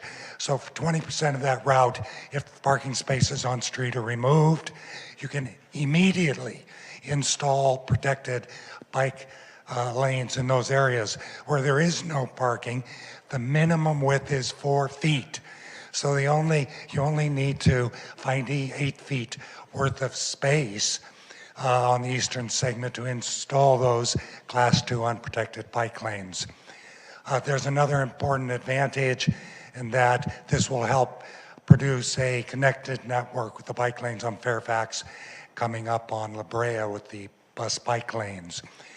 It will be necessary to analyze in detail where extra space can be found. Every spot along that route that has not yet been done needs to be done. And I think when it comes to balancing revenue from parking spaces, out zones versus the safety of bicyclists, it's clear to me where the priorities of this city should lie. Thank you. Thank you, Kevin. Our next speaker is Annie Jump Vicente, to be followed by Josh Kerpies. Hi. Just took some notes. Let me review them while I'm up here. Let's waste some time. Okay, so the existing bike lanes is 6 feet, not 8 feet. That's pretty dangerous to me if I don't mind saying so. Median widths are from 15 feet to 25 feet. Those are massive. Those dividers on Santa Monica, the median on Santa Monica Boulevard used to harbor trolley lanes. That's why the medians are so wide. So how about take away the median and install a trolley lane in addition to protected bike lanes? And like I stated earlier in my public comment, in front of Harlow, which is on the east side, a car drove up the on-ramp and onto the sidewalk, and I believe hit somebody and got sandwiched in a tree. It was a big accident. Protected bike lanes are needed, curbs are needed, so that drivers do not end up on the sidewalk. I like the Class 2 idea in some areas, but on Santa Monica Boulevard, it's a highway. It is not Fountain Avenue. It is a other principal arterial. That is a highway comparative to the rural other principal arterial. Those rural highways go 70 miles an hour. We harbor so much traffic in the business district. We need to protect the people who shop there, who stay there. Drivers just go through. Bicyclists will get tired, drink water, go into a store. Pedestrians, the same as well. I would also like to know, before this ends, I would also like to know what your plan would be for the entrance and exits of any business fronts that are on Santa Monica Boulevard. I would also like to consider congestive pricing for the area of the west side, charge drivers that enter areas designed for price fluctuation to combat parking meters, and very quickly, I apologize, continuous crosswalks. Let's make them the same level going across the street all along the perimeter of Santa Monica Boulevard. Thank you so much for the extra time. Thank you. Thank you, Annie. Josh Kirpies, to be followed by Kimberly Winnick. Good evening, Mayor and Council. My name is Josh Kirpies, resident of West Hollywood. I too am in support of item 4A, the enhancement of the bike lanes along Santa Monica Boulevard. I ride my bike along there a lot, and especially on the south side, there's constantly vehicles blocking it, whether it's valet or Uber, Lyft, and just sometimes just drivers oblivious to the world around them. But I also am very serious and hope that the council will take seriously the proposal by the Bicycle Coalition to increase or to connect La Brea to Kings Road with bicycle lanes. Even if they are just the smaller stripe lanes, everything is helpful. That area is very dangerous to ride. I do not necessarily, or I'm not excited about their idea to divert the bikes onto the sidewalks. I think that's going to cause more problems. I think that the city council just needs to take seriously, or direct staff to really seriously look at where in those areas we can make the adjustments necessary. You know, I sat through the 2 years long battle in Beverly Hills when they expanded or when they redid their boulevard, the Santa Monica Boulevard. Granted, they didn't have the parking issues, but they had massive fights over even just removing 1 foot of parkway, and they didn't have to remove any, and they fit it all within 60 feet, and now they're great lanes over there. So I know we can do it here in West Hollywood. We should do it. It's long overdue, and thank you. Thank you, Josh. Our final speaker in chambers before moving to Zoom is Kimberly Winnick. Hello, I'm Kimberly Winnick. I live in West Hollywood, and I've lived here for many years. As you all know, I'm a cyclist, and I think it's really important to do what we can to maximize the safety, not just of people on bicycles, but also scooters. I can't tell you how often I've almost been run over when I'm walking on the sidewalk with kids on scooters. It's like, I'm sorry, hon, you belong on the street, but the street's not safe. And just last week, I was walking on the sidewalk, and one of our parking enforcement guys on a bicycle was on the sidewalk. I said, excuse me, but the law says you're supposed to be on the street. I ride bicycles, we ride them on the street. He said, it's not safe, so I ride it on the sidewalk. So, well, you know, we got to do something about that.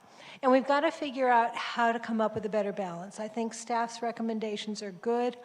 I think trying to figure out where we can put in protected bike lanes is great. Where we can't, we should still have bike lanes that stand out in some way, whether they're painted, identified, share the lane, letting people know that bicycles actually belong there is part of the problem. And everything that the city can do to make it safer would be really, really great. Also, we need to do something about the quality of the road surfaces as some work is being done. My husband just had a bad fall out in front of Chaconis where there's hard pavement and there's some tarmac, and it doesn't match well, and somebody else fell there recently too. If we're on bicycle tires, we get thrown by unevennesses that you don't see. So in addition to working on bike lanes, we also need to just pay attention to road quality generally. And I know we look at potholes, but we need to look at all the dangers. And the final thing I want to say is bikes mean business. So you have to stop and realize people on bicycles have a little money, they might stop, they might spend their money, and they're more likely to stop and, give me 2 seconds please, they're more likely to stop and park a bicycle than somebody driving a car down the street looking for a place to park. So I think that you can get business advantages in the community by making it bicycle friendly. Thank you. Thank you, Kimberly. We'll now move to Zoom, and I believe we have 3 speakers. Oh, now we have 5.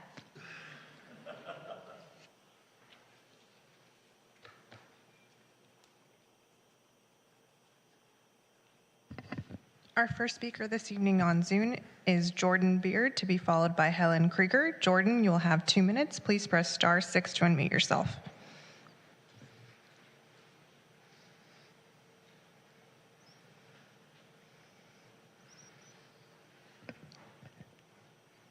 Jordan, please press *6 to unmute yourself.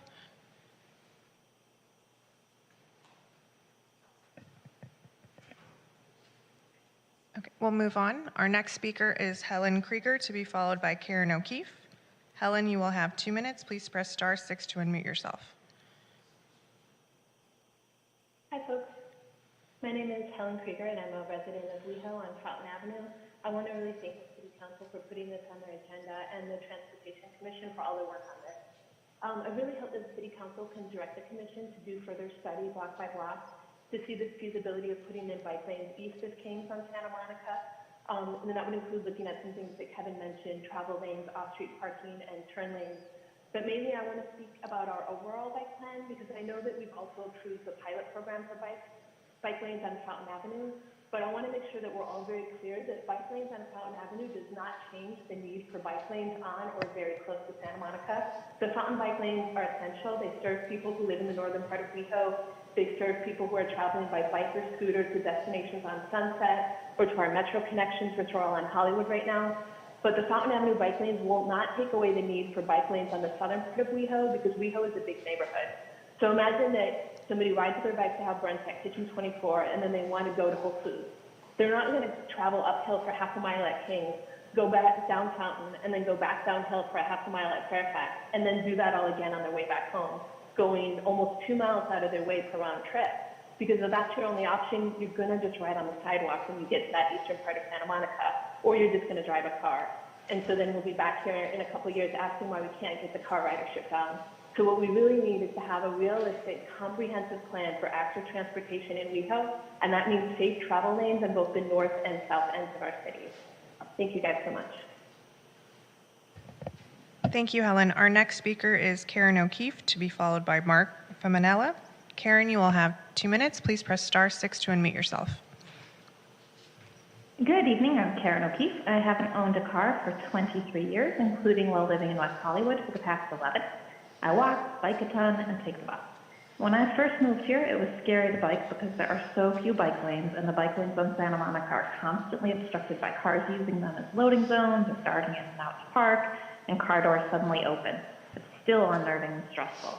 With our climate in crisis, traffic violence killing far more Americans than guns do, and life so unaffordable for younger generations here, we desperately need to make alternatives to the automobile safe and convenient. Part of that needs to be protected bike lanes on Santa Monica in the west part of the city, and extending the Santa Monica bike lanes wherever possible in the east, hopefully the whole thing. Most destinations are on Santa Monica. Anywhere there's no bike lane pushes bikes and scooters onto the sidewalk, and those of us who take the street there have to take the lane, which sometimes subjects us to driver aggression. The flow of traffic is often cited as a priority of drivers, but traffic has to stop or merge whenever a car parallel parks on Santa Monica. Removing street parking to add or improve bike lanes would improve the flow of traffic by stopping all of cars from stopping and obstructing traffic. For more comfortable sidewalks for pedestrians and for the safety of bike and scooter riders, for the livability of our planet, please take the next step on both protected bike lanes west of Kings and for a block-by-block analysis to see what options will work to extend bike lanes east of Kings. There will be some trade-offs, but protecting lives and the planet is worth it. Thank you. Thank you, Karen. Our next speaker is Mark Vamanella, to be followed by Alex Cruz. Mark, you will have 2 minutes. Please press star 6 to unmute yourself. Hi, good evening, council members. Thanks for letting me speak. I was a West Hollywood resident for 9 years until very recently. I'm still in Los Angeles, and I still use Santa Monica Boulevard and many other corridors in West Hollywood to commute. I used to commute to work and for other reasons the entire time I lived there, pretty much every day. And I think everyone knows that the bike lanes that we have are insufficient, especially on Santa Monica Boulevard. So I just want to commend staff for recommending upgrading those bike lanes where we can, west of Kings Road. I was involved in more than one bike accident while riding in the bike lanes due to left hooks, among other ways of getting hit or injured along that corridor. So that is great. However, I think that it's pretty clear that the rest of the study is sort of being ignored regarding East of Kings bike lanes. So I echo what a lot of other people are saying, that we just need to do whatever we possibly can right now on the East corridor. We've been talking about this since, for over a decade. I know there's been proposals and talking, and it's just nothing's happening. And I think we're all aware that it has to happen, and I'm sure it will happen someday, but this council can do this right now and direct staff to figure out a way to make this work. I think just saying that there's no possible way isn't really acceptable at this point. There's people's lives are at stake. The safety of pedestrians and bicyclists is at stake, and I just think, if you build it, they will come. They'll come for businesses. They will come through the city, not just to pass through it, but to stay in the city. And we can find a way. Other cities in this world have had much more difficult problems to solve regarding bike lanes and alternative modes. And I think the city really needs to put their money where their mouth is and start actually doing something, not just saying they support alternate modes, but actually making it safe to use these alternative modes. So we'd all really appreciate the council and the staff to sort of stop speaking out of both sides Thank you, of their Mark. mouth. Your time is up. Thank you. Thank you. Mayor, our last speaker on Zoom is Alex Cruz. Alex, you will have 2 minutes. Please press star 6 to unmute yourself.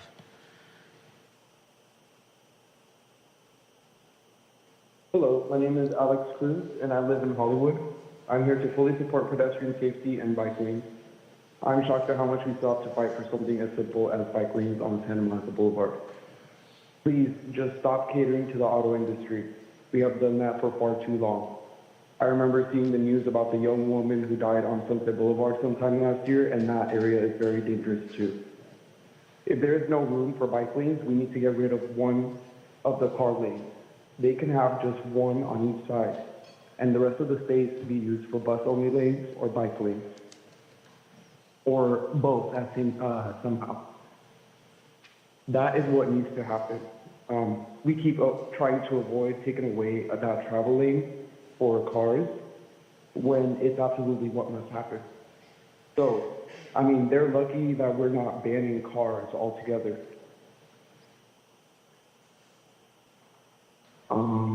So let's see here. Thank you, Alex.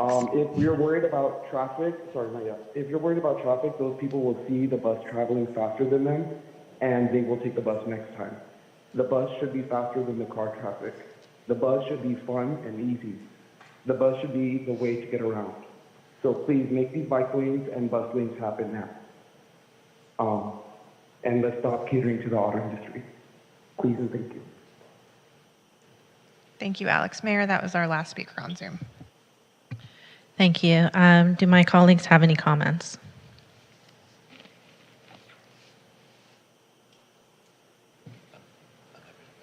Mayor Pro Tem Erickson? Thank you so much, Madam Mayor. I want to thank all the public commenters who came in tonight, as well as city staff for this. One of the recommendations from the Mobility Task Force, and I believe the Transportation Commission, was a block-by-block analysis. Why wasn't that recommended and or done, and why are we here giving you recommendations that the commission gave to you, and we're kind of seeing this circular wheel kind of continually going? I assume you're talking about the east side, the block by block. Well, we looked at the feasibility of a contiguous protected bike lane. That was what we were directed to look at. And that analysis suggests to us that having a contiguous bike lane, whether it's the protected or the standard bike lane, wasn't going to work at some pinch points. So we wanted council's direction whether we should continue to look at the block by block, understanding that it's not going to be a contiguous bike lane. So that's the reason why we didn't make a recommendation. Thank you. And you can probably understand the commission and the task force's frustration when they were kind of saying the same thing that I'm going to say right here. I agree with recommendation 1. I think that we can move forward with the western segment. I think the dollar amount is something that could have been spared if we were investing in this infrastructure for the last 37 years of this city, but that I wasn't here 37 years ago.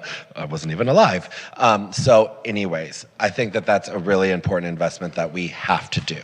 However, what we do have to do is on the east side where I live is have an equity conversation. I do think that there is a serious problem for a long time that the east side, anything, or I would even venture to say Center City from onward, that where sidewalks are extremely limited, where accessibility for anyone on a sidewalk is extremely limited, where the types of investments haven't been seen for many years, but are starting to be seen in many ways with development on the east side. However, I think that means that the city council also then must invest in how we improve our infrastructure. I want to commend Mikey Friedman for fighting for making sure people with accessibility issues, as well as I think Kimberly talked about it today when we see people whipping by on a scooter. I see you, Manny, regardless of what we think about scooters. However, they're right. And I agree with Mikey. Scooters and everyone else shouldn't be on the sidewalk. They shouldn't be there because that is a place for people to walk. And sadly, in some places, shapes and forms, we see people jumping onto the sidewalk. Shouldn't happen, but I know that in our code, we do that. And certain areas where a protected bike lane isn't allowed or isn't available, you can go on the sidewalk. It's in there. However, I think the time to update this is now, and I think the action to happen is right now. And I think it protects everyone, and this is where we all live. One of the criticisms we've gotten here is to say we're pushing things like this, but the infrastructure isn't in place. But the infrastructure isn't in place because we haven't taken this dive to do the infrastructure. As a person who loves to bike, I oftentimes agree. I think, Annie, you said it, when you go east, it's hard to be safe. It's hard to be anywhere around there, especially at the Breakfast Republic, Detroit area, Formosa area right there. I mean, it's taking your life into your own hands. And so I do think, and I would like if my colleagues think, I don't think we can make that decision right now without seeing where the square footage and where the feet can be taken or not taken. We're not jumping off of the diving board just yet to see how it is, but I think the time to prepare for that jump is very soon. So I would also like to, after my colleagues make their comments, if there is agreement to move forward with recommendation 1, and then proceed to direct staff to do a block-by-block analysis on the east side from Kings, I believe was the street, to identify where the feet can be taken in feasible ways to create protected bike lanes or unprotected bike lanes. We're not going to get perfection here, as we know with the size of our streets and the size of where we're at.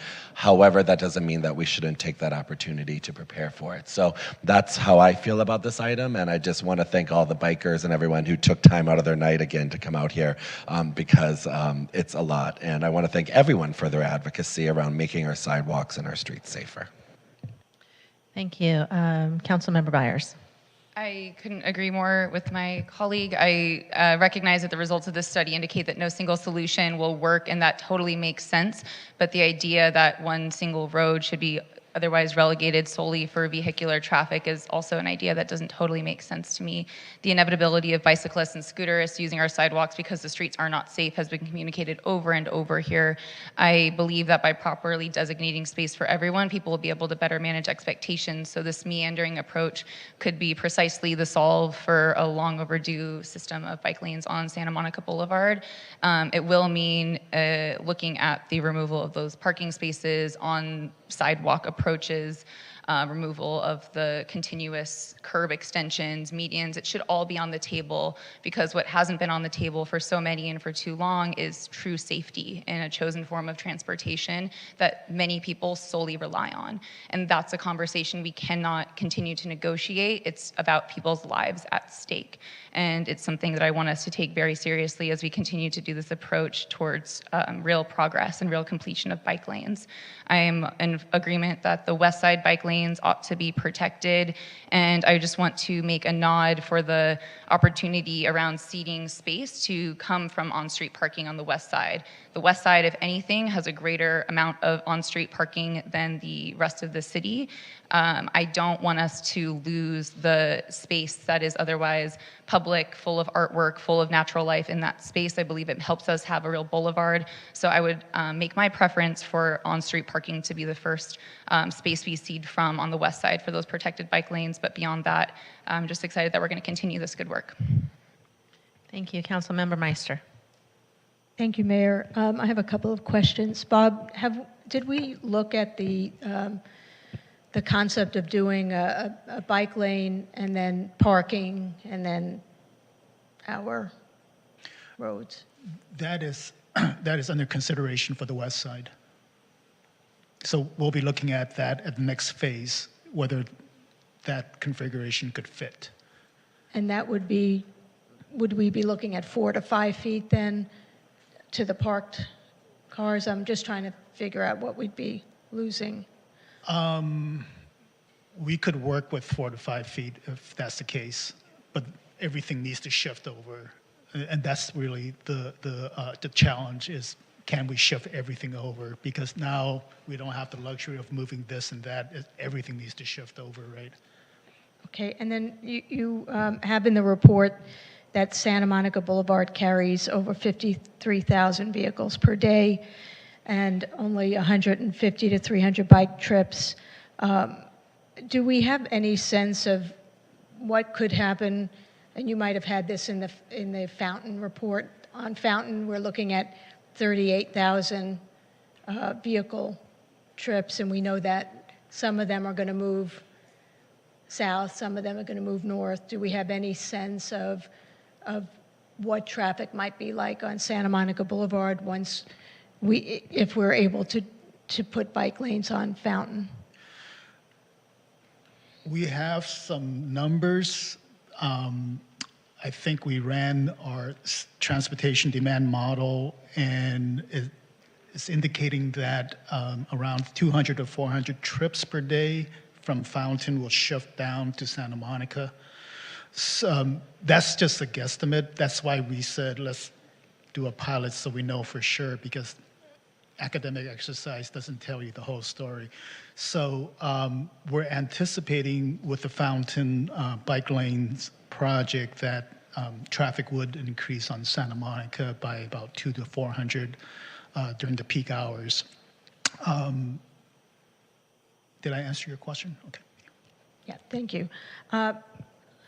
Do we have a sense of what costs would look like if we were able to do the 4 to 5 foot green, like making it green like they have on Santa Monica Boulevard in Beverly Hills throughout the city where we can on the east side, obviously? Well, on the west side is basically what you see today. It's the 6 foot. It's actually a little more generous than what Beverly Hills has, I believe. So the only difference is it's not green. On the east side, again, I don't think we have a contiguous lane, but the meandering option is something that we could look into to see if that would fit. But it would likely be just standard bike lanes and not protected bike lanes on the east side. Yeah. I mean, I guess where I'm coming from is that, first of all, we're not going to really know what traffic's going to look like on Santa Monica Boulevard with what we're planning for Fountain until we start doing some pilots there. And it actually, as Annie mentioned, this is, Santa Monica Boulevard is a principal arterial going from the city of Santa Monica to downtown. And I wish I could be more optimistic that out of those 53,000 vehicle trips per day that, we would lose 40,000 of them to bikes, but I don't think that's going to happen. Rather than, so my other thoughts that I had was that Santa Monica Boulevard at Doheny is actually a gateway to our city. And if we get rid of the medium, we're losing green space, we're losing art space, and we're losing a beautiful entrance to our city, or what we would hope would be a beautiful entrance. I would prefer to spend, especially if this is something that's going to cost $22 million, I would rather look at doing the green, is that class 2?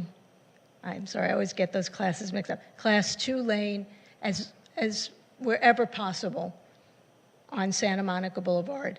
And even if that does mean that maybe we can, that we do change some infrastructure on the east side, rather than spending the money to lose curbs and medians and, to basically rebuild the west side, I'd rather we know we can put the green lanes there, obviously, to make it more visible. And then it goes right into the Beverly Hills, and people know what to expect. And I think expectations and perception is also important. So, to have a feeling of safety when you don't, as soon as you cross, Kings Road. I mean, to me, I would rather see us have consistency and have the green all the ways through as much as possible and spend that money on redoing infrastructure on the east side so that the east side could have that green lane continuous with what we have on the west side, rather than spending millions of dollars to cut medians and do whatever to just have protected bike lanes on a couple of blocks on the west side. I think it's more important to be able to continue the bike lane to the east side if it's at all possible. And then, of course, I support, if we are going to be moving forward with Fountain, supportive of north-south bike lanes to get us to Fountain, to get us to Willoughby to the south, in order to have people be able to get from the east side of the city to the west side of the city. So at this time, I'm not supportive of moving forward with the western segment in terms of upgrading to protected bike lanes. I would rather see us just make the bike lanes we have more visible, and see what we can do on the east side. Thank you, Mayor. Councilmember Heilman.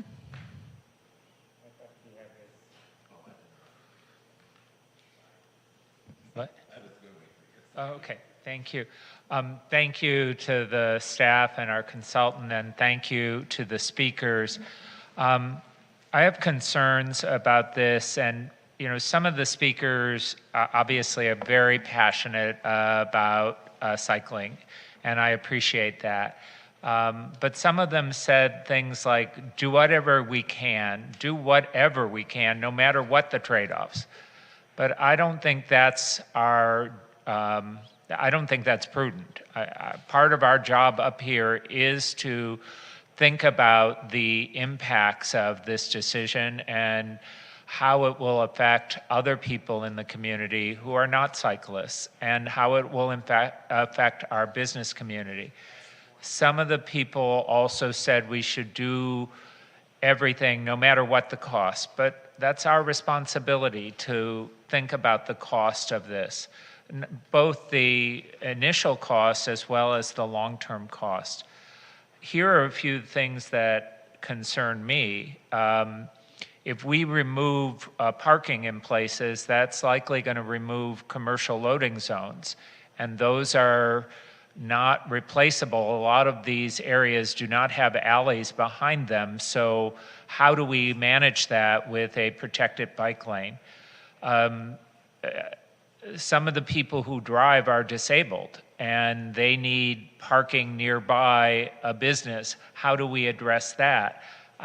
Those are some of the things that we're obligated, I think, to take into account before we move forward here. One of the speakers said, build it and they will come. I don't think that's actually true. The city of LA just put in protected bike lanes all along San Vicente. They are protected lanes along the curb with parking on the other side. There is not an overflow of bicyclists using those protected lanes.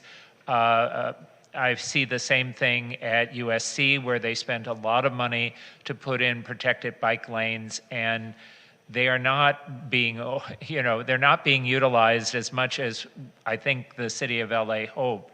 So I think that's an optimistic expectation that suddenly, if there are protected bike lanes, everyone is suddenly going to get out of their car and start using.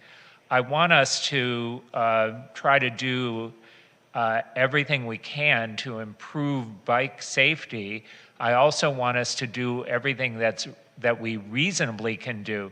We can't, I don't think we can suddenly make Santa Monica Boulevard on the east side one lane of traffic going in each direction. I don't think that's prudent. I think it would cause enormous problems for our community, for our businesses, and for our residents. So I don't think that's a wise move to look in that direction. I'm also concerned that we're moving forward tonight without a lot of public input. We haven't really heard from the business community in any significant way. I think we've heard from people who are passionate about bicycling, but I don't think we've heard from the average resident in town who would be very concerned if they thought we were going to rip up a lot of Santa Monica Boulevard again and do it with, in my mind, a limited return. I think we should actually wait on some of this until Metro is being built. The Santa Monica Boulevard will be torn up a fair amount as a result of that. We might be able to come up with options that I think are better serving to the bicyclist community and also better serving to the rest of the community. So I'm not, there are certain aspects of the report I would support, but others I'm not supportive of. Mayor Pro Tem Erickson. Thank you so much. I just had a couple follow-up questions based on what my colleague said. In regards to traffic patterns, to Councilmember Meister's point, we're assuming people from Fountain are just going to go to Santa Monica, but that doesn't mean they can't go up to Sunset, Beverly, or Melrose, correct? And what a traffic study or inclination of those 200 to 400 people, I'm guessing not all 200 to 400 of those trips would just all assume Santa Monica Boulevard's the way to go. Well, we also looked at what the diversion or trips to Sunset. So that's already taken into account other roadways being used by the Fountain lane drops. Yeah. Great. And traditional apps that utilize traffic patterns like Waze, much to the chagrin of many people in our neighborhoods, take traffic into consideration where they divert people. So if those 200 to 400 people saw a massive traffic congestion on Santa Monica Boulevard, it would most likely divert them somewhere else, usually, right? You probably aren't, I mean, you're not a Waze expert, but that's how it works, so I answered my own question. Secondarily, most of the traffic that comes through West Hollywood at high peak times is pass-through traffic, right? It's not our residents. I forget the exact percentage, but there's a good amount of. It was around 70%, if I'm not mistaken, when the Fountain Avenue study came to us when we were doing that. So that says something that is quite high with that. And then additionally, I don't know if David or Jackie or Oscar can comment on the Metro question. When, at best expectations, would Metro put a shovel in the ground? Or John, maybe you know. Even with now Supervisor Horvath leading the way, hopefully. Yes, hopefully sooner than Metro has been talking about, but it is still years away. We don't expect the draft EIR to be released with the final local preferred option alignment until next fall, and then it will be like another year of circulation for that. And once all that's done, we would have to find funding, so it is still multiple years away. So theoretically, 7, 8, More maybe like 10 years? 7, hopefully, yes. Great. Well, hopefully sooner than that. But the reason why I bring that up too is also because I understand the comments of my colleagues, and they're very thorough with what we're looking at. However, I don't think that time is something people have anymore when we're looking at people's lives as well as people's cars. I do agree that we should have more robust public input. I would like to make that a part of any motion that we would have tonight. I know the mayor has to comment still, but I think that's a very good comment. Additionally, making anything more visible right away and what we can do per Councilmember Meister's comments are very thorough, and I think that's something we could do. I don't know why it hasn't been done yet. I don't necessarily agree with the restrictions on the medians. I understand the gateway to West Hollywood right now at Doheny and Santa Monica to be very beautiful, but there is also a very large hole in the ground, which I won't comment on a pending project that may or may not ever get done. So I'm going to finish there and turn it over to the mayor. Councilmember Byers. Okay. I have a couple of questions. How much does the Melrose streetscape design improvements cost us?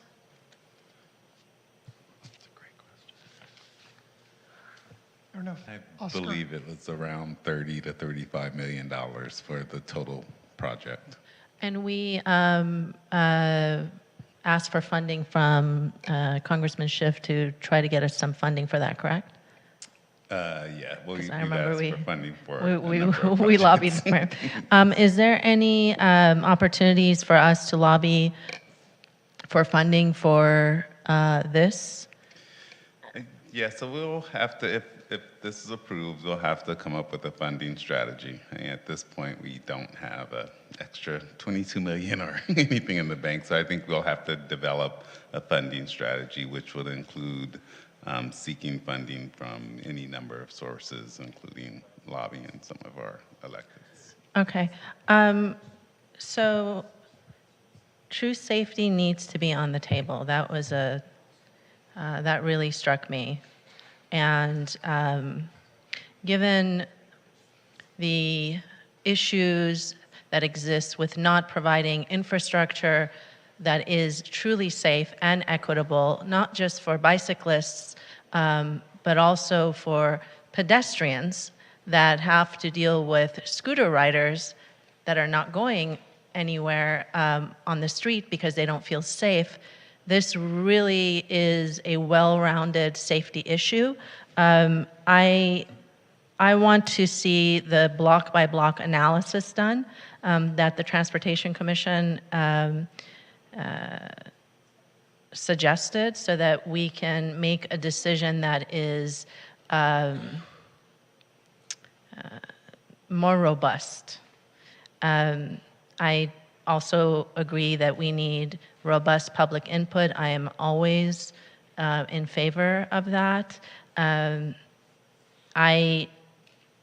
As far as recommendation 1, I'm supportive of it. I would like to see the whole picture. So without the whole picture, it's difficult to make a decision this evening.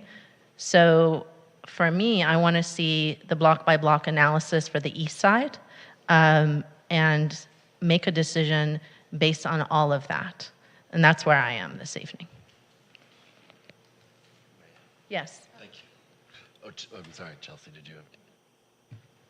Oh, one more thing, to address Councilmember Meister with the art, and you know, you and I are both lovers of art. We share that in common. I just want to also say that should the medians be replaced, there are cities that have created art around the protected bike lanes. So it's just moving art rather than seeing it where we've always seen it. And I guess this idea of really moving us to the 21st century and reimagining a different type of city also lets us reimagine art in different perspectives. And if I can just tell you that construction fence art is now around the big hole. I saw your post. Which we love. Thank you. Bob, in regards to what the Mayor Shine said regarding the whole picture, I actually do concur around that. Could we theoretically approve item 1 with the additional recommendation of a block by block analysis on the east side to determine what that would look like? And could you bring that back at the same time so we could see that whole picture? Is that possible? Sure. So we'll return with cost estimate for the additional work plus the outreach that was brought up, and we'll bring both back at the same time. The one thing I don't think was fully discussed was the recommendation 2 around the north-south connections. I would just like to add that into it as well. Yeah, I'm fine with that. So I think with that, if I may, Mayor, Yes, go ahead and make a motion. thank you. I would like to make a motion to approve item 1. Additionally, direct staff with item 2 to identify north-south connections with additional direction for public outreach, as well to our business community as well as our residents, and then a block-by-block analysis of anything east of Kings, I believe in the staff report, of where things could be taken or not taken and what that could look like for a connected bike lane system. And that's my motion, Mayor.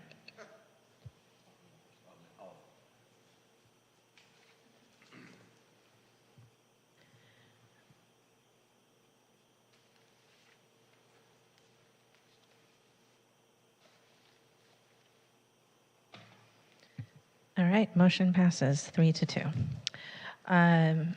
Now we are going to go ahead and move on to 5A, which is the proposed permanent outdoor dining policy and amendment to Chapter 11.28 of the West Hollywood Municipal Code.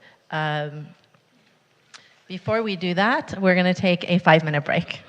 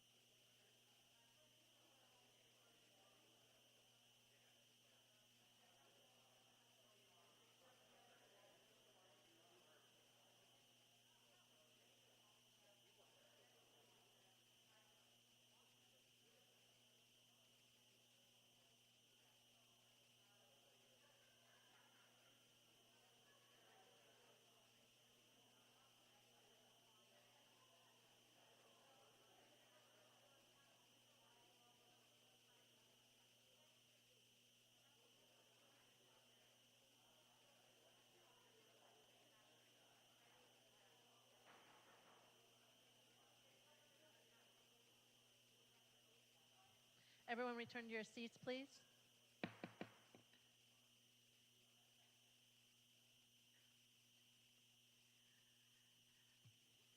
Okay, now we're moving to item 5A, proposed permanent outdoor dining policy and amendment to chapter 11.28 of the West Hollywood Municipal Code. Do we have a presentation from staff? Excuse me, we're back in session, and there's a staff presentation, so please be respectful of one another and the item. Thank you.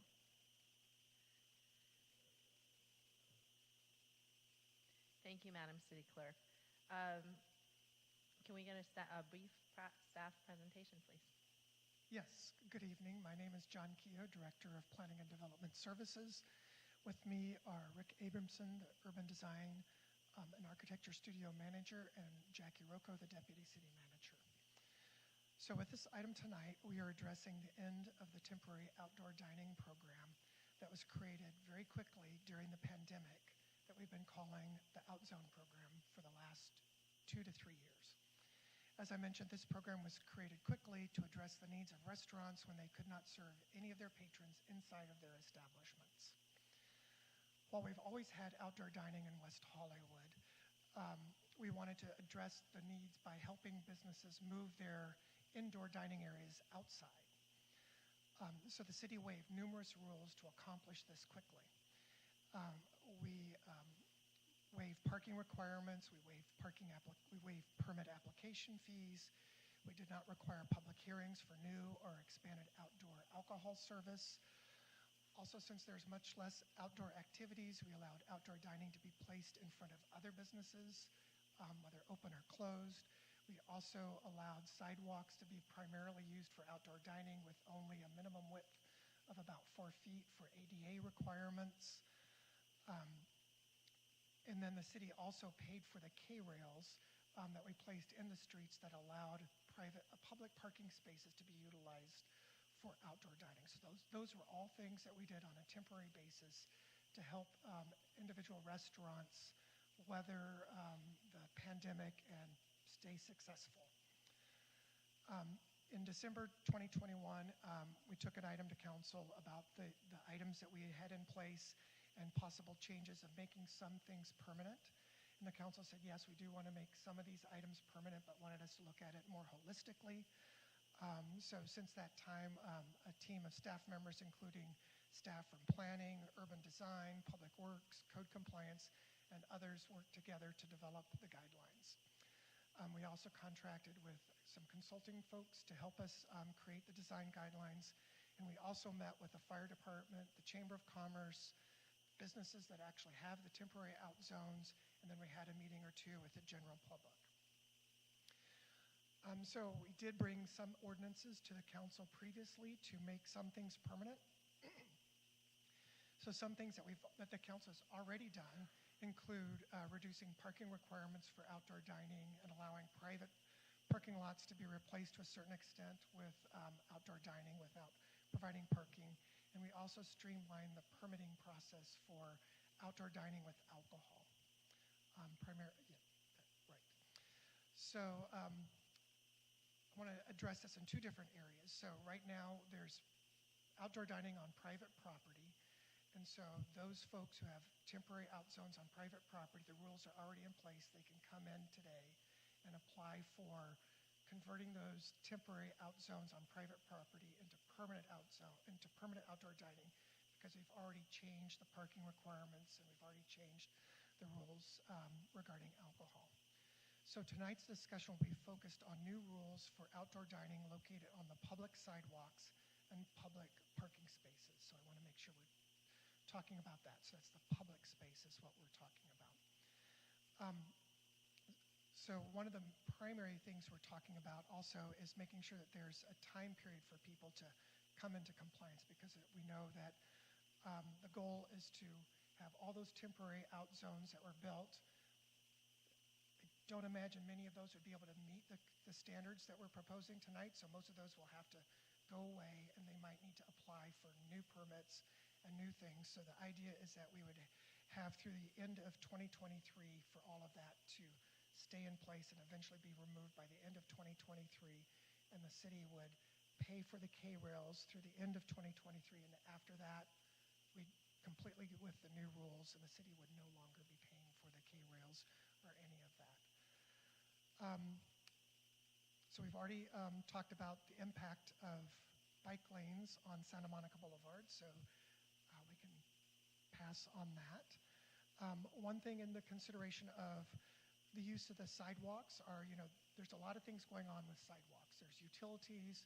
We now have robot deliveries happening on sidewalks. So we just want to make sure we're talking about the holistic environment of the sidewalks and the purpose of the sidewalks, what they're for, and making sure that we consider everything as we move forward. So with that, I want to turn it over to Rick, and he can go over the actual guidelines and ordinance, and we're all here available for any questions. Good evening, Mayor Shine, Mayor Pro Tem Erickson, and council members. I'm Rick Abramson. I manage the Urban Design and Architecture Studio for the city. What is before you this evening for consideration is how the city might go forward to continue supporting outdoor dining, but with new standards for sidewalks based on lessons learned. And these lessons are not only during the pandemic, but prior as well. But before getting into detail, I just wanted to clarify, because I think there may be a misperception on the part of some that tonight's item is somehow about legalization or grandfathering of what is currently temporary as they are now designed. Under the proposal tonight, this would not be the case. Most of what we see now would not be seen in a permanent program, whether it's in their footprints, their siting, or their aesthetics. There has also been some confusion about what constitutes outdoor dining space and what we call parklets. Although both are similar type of sidewalk amenities, parklets are purely public space and do not allow for privatized outdoor dining. At this time, changes are not recommended to the parklet program, only the outdoor dining standards. For the outdoor dining program itself, staff has worked collaboratively internally, as John said, presented at several boards and commissions, business group meetings, and met on site with many of the businesses that currently have the temporary out zones. And so before you tonight are the recommendations that staff has compiled, working with Studio 111, our outdoor dining consultant, who is consultant other cities, including the city of Long Beach, and after hearing feedback and input from the various stakeholders and advisory bodies. So brief presentation.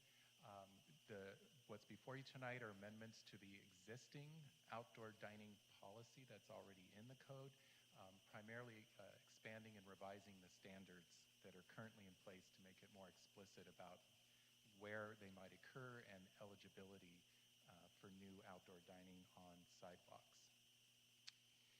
The proposal is twofold. One is to update the current standards, which are largely directly adjacent and in front of business frontage. For the most part, most of our outdoor dining to date has been there. But it also allows for new outdoor dining in very limited circumstances between tree wells and on-street parking spaces, which I'll discuss in a moment. As we said, there's been pretty extensive outreach both to the advisory bodies and commissions as well as the business community and multiple efforts to get to all those businesses that currently have out zones through virtual meetings and on-site visits. Now this is not without challenges and certainly the opportunities for the health benefits of outdoor dining are there, but the challenges are clear. And so going into this, we wanted to be very analytical and very thorough, looking at how sidewalks in particular are used on a daily basis. The challenges in particular are ensuring that sidewalks remain for pedestrians, that there not be obstructions or diversions or challenges in just general mobility on the sidewalks, but also trying to be creative and carving out space where it might make sense. And so I think that's what's been informing a lot of the decisions. The other challenge has to do with business operations, and that when there is outdoor dining on the curbside of any pedestrian way, that necessitates that servers cross directly the paths of pedestrians, which is less than optimal. So the majority of our recommendations are trying to avoid that, except in cases where there really isn't another alternative.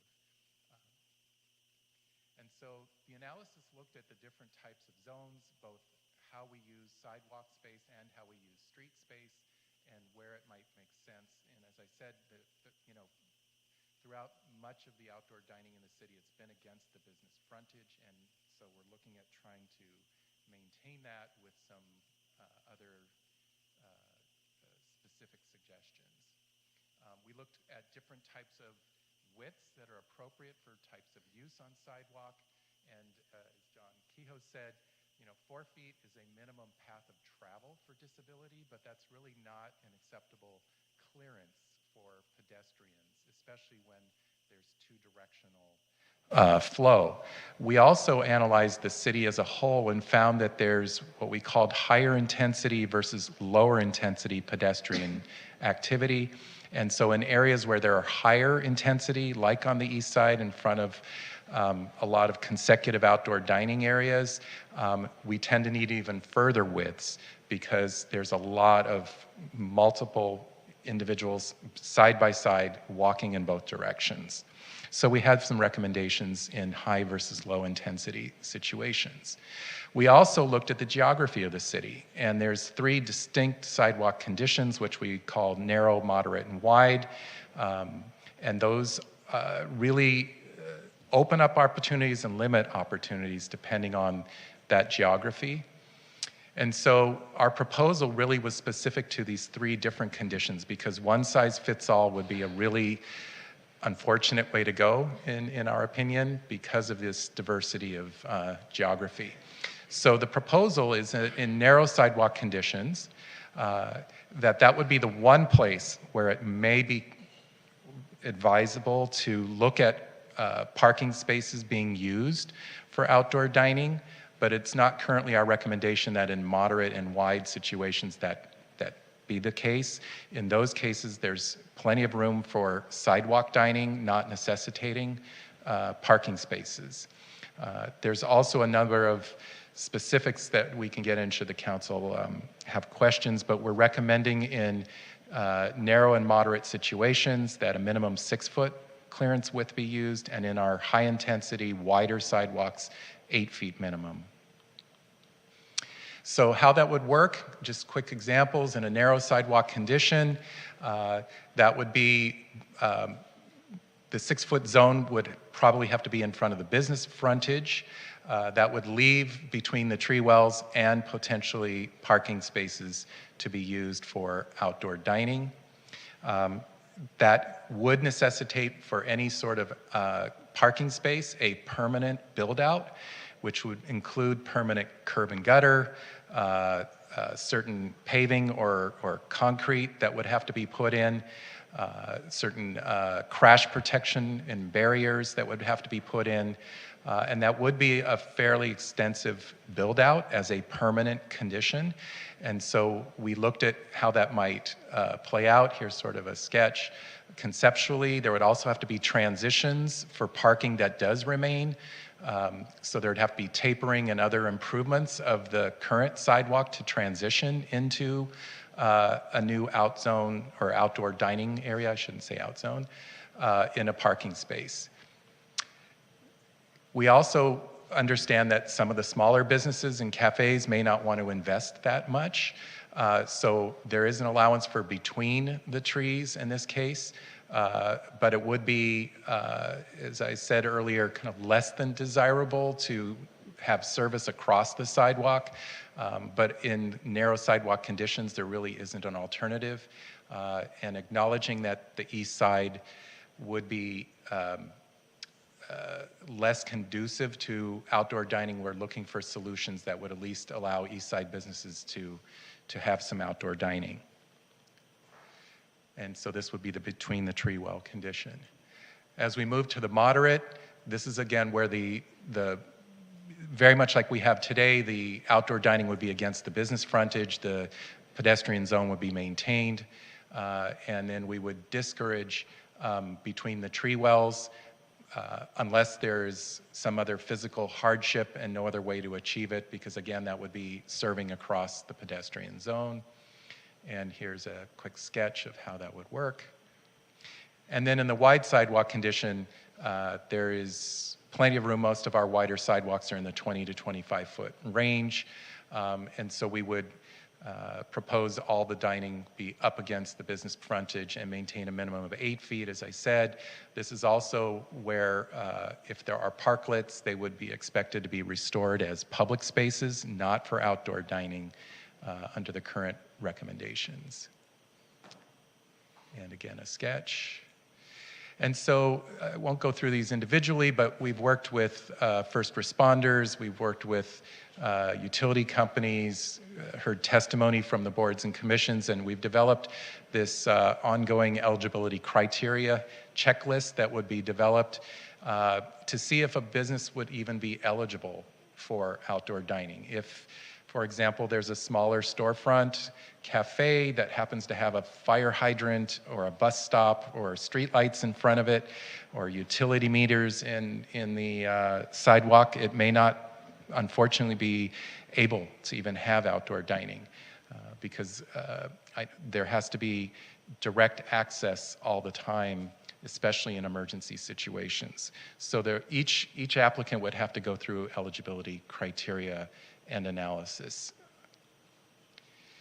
And so should the council want to go forward with this permanent updating of the standards, we also recommend creating a eligibility and design guide for businesses so they can learn up front what kind of investment would be needed.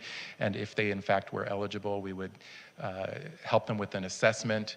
And then as John mentioned, there's going to be a time frame in which businesses who have the current out zones would then be expected to, either remove them or convert to permanent.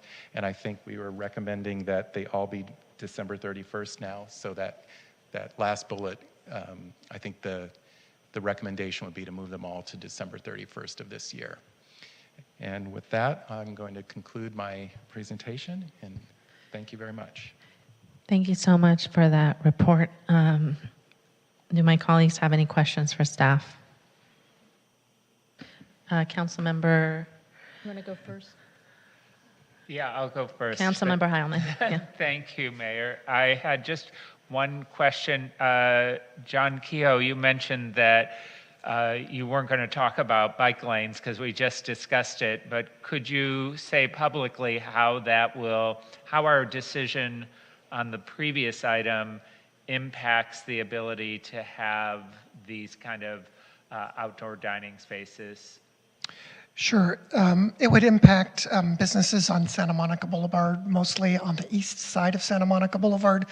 That's where the sidewalks are about 10 feet wide, as we talked about, and so that would be the narrow condition that would have allowed them to purchase a parking spot and install an outdoor dining in that area.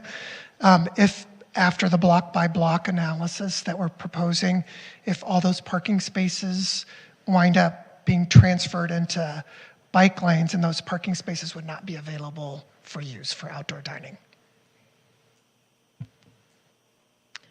Yeah, Councilmember Meister. Thank you.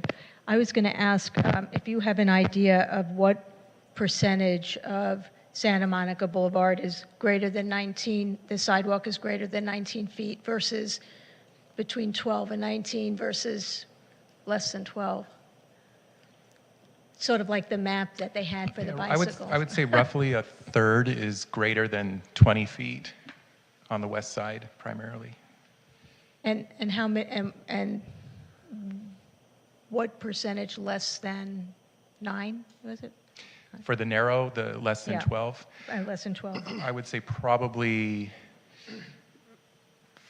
50%. I would say, and then the remaining 20% might be the moderate condition, like up on Sunset, some of the north-south arteries.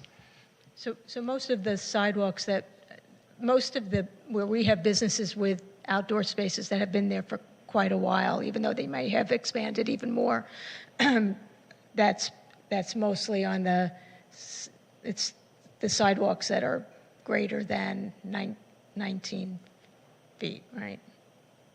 Yes, I would say a good majority of the existing outdoor dining was already in the wider sidewalk zones. Along Melrose, we have some as well that aren't as wide.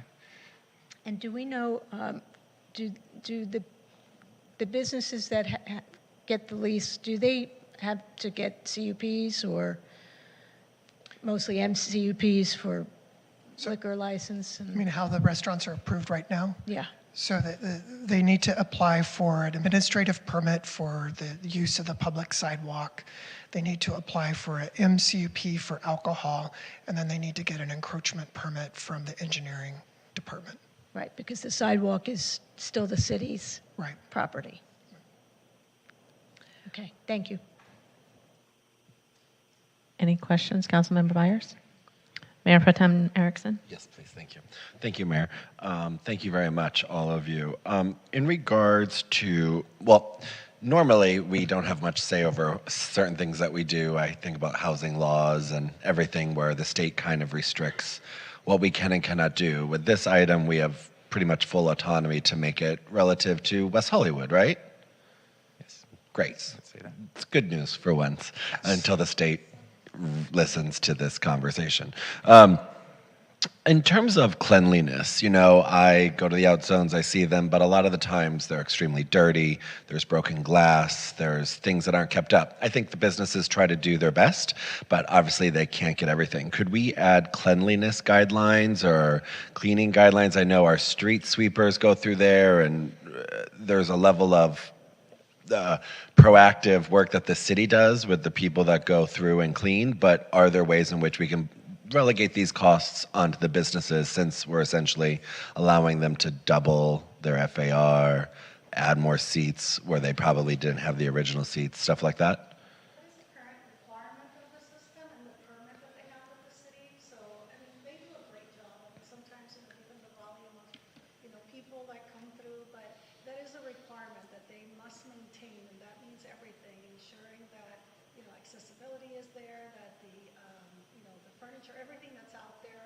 Decking that has been installed, that it's in good shape, and some has had to be replaced already. But that is a requirement, the maintenance and upkeep of that public right-of-way, and that means having to sweep and everything that goes with that. How, does the city proactively check that, or do we rely on complaints, or? It's a combination. I mean, Okay. you know, we do spot inspections, and when we see that there is some deterioration, we let them know that, you know, we've observed this. You know, when this program started, I don't think in 2020 we thought 3 years later we would still be dealing with this. So some of it is just the wear and tear, but the businesses have been very supportive and compliant when we bring these things to their attention. Great. In terms of the application process, the check sheet that you had on the list, let's say, for example, there's always a gray area with some of our businesses. We've talked oftentimes, a number of businesses call, and there's that little area. We try to be as flexible as we can. Is there an appeal process? Can we build in an appeal process? Would it go to the Business License Commission? Would it be a director level hearing? Is it a planning conversation? Are you all thinking that type of understanding? Because Well, there are two different permits. So the administrative permit is a planning permit, and that can be appealed all the way up to the city council if, for whatever reason, an administrative permit was denied. The encroachment permit, I'm not sure how that. And that's different, and I'll explain why. I mean, there are objective measures that are applied. For example, if there are utility boxes, if there are guide wires to, you know, electrical poles and vaults for utility companies, those, they can't be covered, so, and no furniture can be placed over those types of structures in the public right-of-way. So there may be instances where we have to deny the request because, again, these utility boxes, we as a city don't have the discretion to say it's okay to block them, or there's a manhole in the street and so forth. So those would be the conditions where an encroachment permit for the use of the public right-of-way would be denied because it just can't work. Thank you. May I add one thing? We did add language into the ordinance that the decision to deny the permit, revoke, or suspend the permit may be appealed. First, it's the decision of the city engineer, and then it can be appealed to the city manager or designee. Great, thank you. But could that theoretically come to I mean, these oftentimes get political. I understand this. This decision would not be appealed to the city council. It would be engineer and then to the city manager or possibly a hearing officer or someone that the city manager designates. Thanks. Those are all my questions, Mayor. Thank you. I have some questions. In page 12 of the staff report, the Disabilities Advisory Board had some concerns. Have those been taken into account in the recommendations? Yes, Mayor. I think their concerns were about obstructions in the right-of-way. So I think a couple of things that we heard and we've taken into account. One is the recommendation of a minimum 6 feet instead of 4 feet. Another is to ensure that no doors swing out over the public way, because I think that is also a hazard. A third recommendation would be that any outdoor dining adjacent to the pedestrian zone have some sort of rail or planter or barrier or some other buffer to really prevent especially table and chair legs from sticking out into the pedestrian area. So I think we heard some very insightful comments, and we've tried to provide certain mitigations through these ideas. Okay. The lease, can you explain more how the lease arrangement is going to work? So these are permitted or also going to be leased? How does that work with the city? The way that it will work is that an applicant they will build a space. It will have to meet all building and safety requirements for a permanent structure, because what we have had out there has been temporary in nature, and that's why some things that we normally wouldn't see on a permanent structure are out there, because we knew this would eventually go away. But they would have to meet all building code requirements for permanent structures, and then they would get the encroachment permit issued by the engineering division, and they will have to obtain an annual license that, for example, includes if a couple of meters are removed from on-streets to utilize on-street spaces. It would work similar to the way that a valet license works, where they take those 2 meters and they get an annual license, they pay a fee, and it's renewable annually. So when you say permanent, really it's relative in a way, because if the business then leaves, the new business owner can change that, right? It's not like a permanent structure. It's more that we're not doing temporary out zones anymore. In that sense, it's permanent. Correct. And, depending on, we have if you see some businesses in the city that have built outdoor dining that is attached to an existing structure, well, that has that sense of permanency. There's a cover and they've done, that kind of work. So it's not something that it gets easily removed. But you're right. I mean, if they're utilizing an on-street space and a business goes out of business and a subsequent one comes in, they may opt not to have it. They may not want to continue with that process. Where are the majority of the out zones currently on Santa Monica? Are they on the west side or the east side? I think the majority are more on the west side than anywhere. There's quite a number in the Rainbow District. That's probably where the highest concentration of outdoor dining and parking spots is located. Do we have a percentage of when we say majority at all?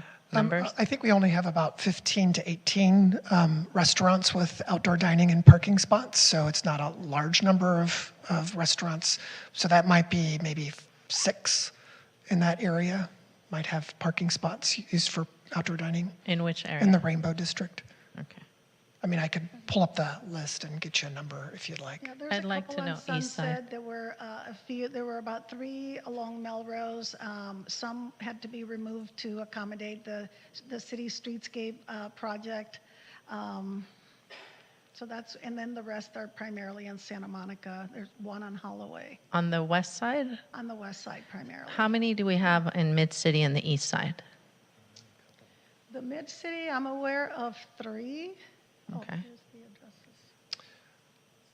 So we have, I can just read, since we only have, I think, 15 using parking spots. Dantana's, so that's on the west side. Dialogue Cafe, that's, up on Right. Holloway. That's not Santa Monica. What I'm High Tops- specifically, I mean Santa Monica Okay. Boulevard, east High side. Tops and Stash. Nora. Okay, so Revolver. that's Mid-City. Tom Tom and Beaches. Trunks. And Z Pizza. Pura Vida. So one, Nora. And none east of Fairfax. We don't have any east of Fairfax. Nora's and Pura Vida. Okay, so I just wanted to get that information out with regard to trying to figure out the bike issue, feasibility study that we just voted on.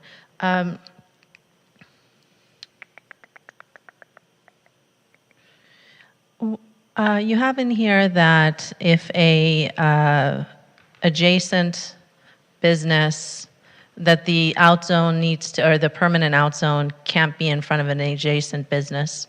Can you explain that reasoning? If two businesses agree, why this recommendation is being made?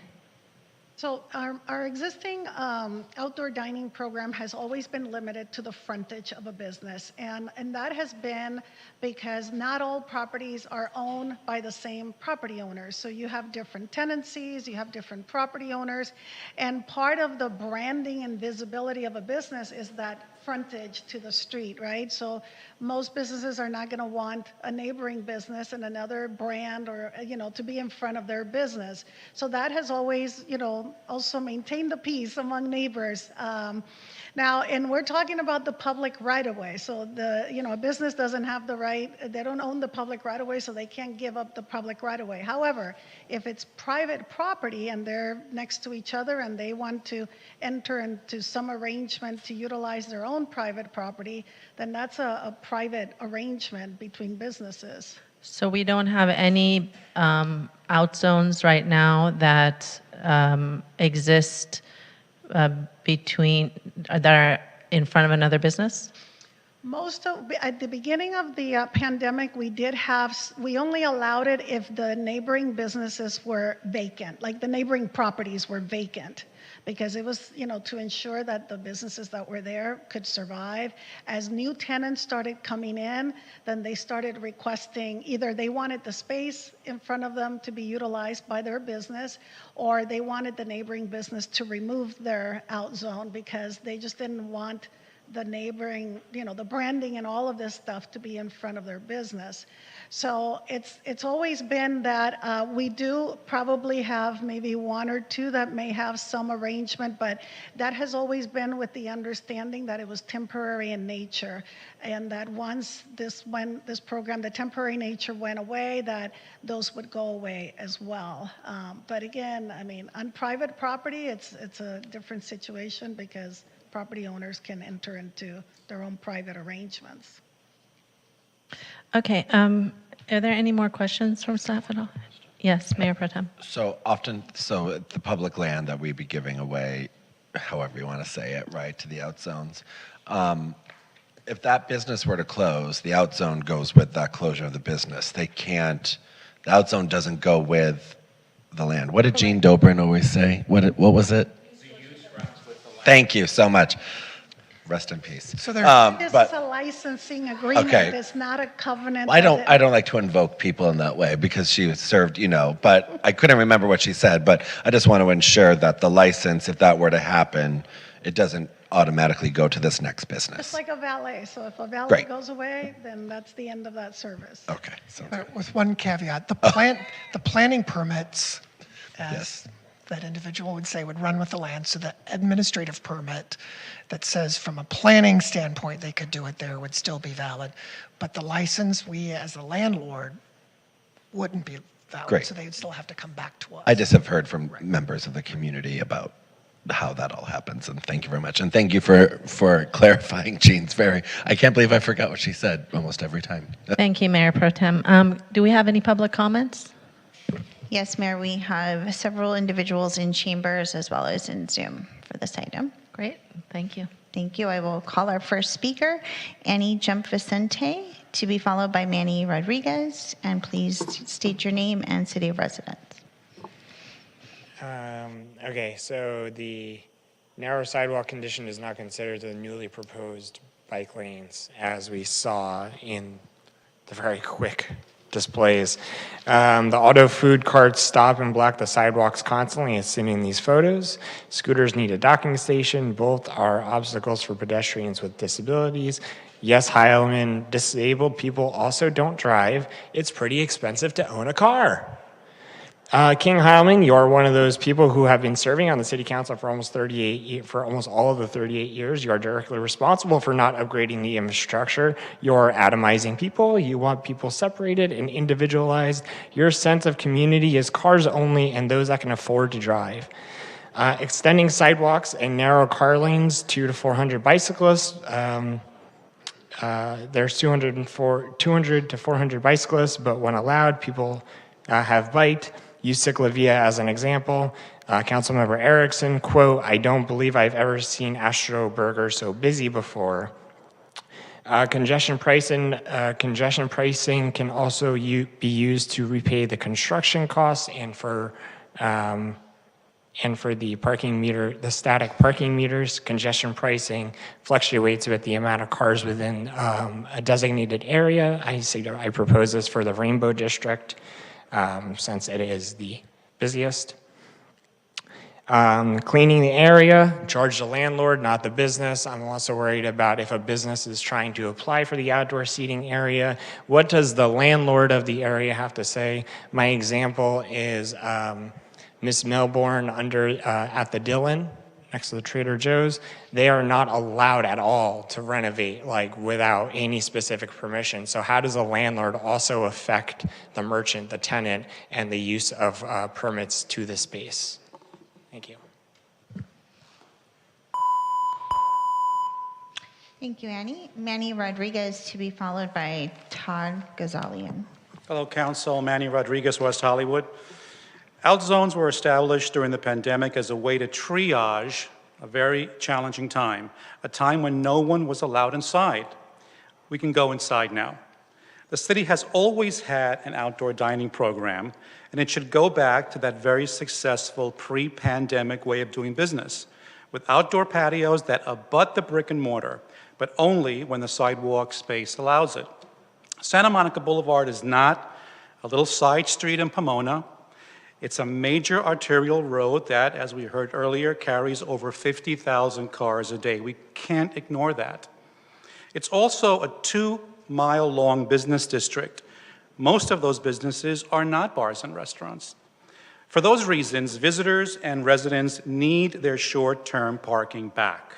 No longer should anyone, under any circumstance, even if it's pretty, be placed in a dining and drinking environment on the street. Prior to the out zones as triage, parked cars at meters and 6-foot wide sidewalks were the safety barrier and buffer between moving cars and patrons at outdoor patios. We should go back to that. Let's keep it simple. I urge you to reestablish pre-pandemic standards of outdoor dining and discontinue the commercialization of the public space only to serve the benefit of private for-profit businesses. Thank you. Thank you, Manny. Our next speaker is Todd Ghazalian to be followed by Rick Watts.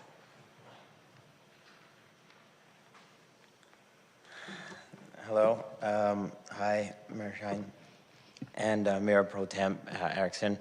I'm here to possibly support an alternative solution to the proposed policies. The current proposal restricts the use of public right-of-way for outdoor dining, and it doesn't allow business to establish separate arrangements with neighboring businesses.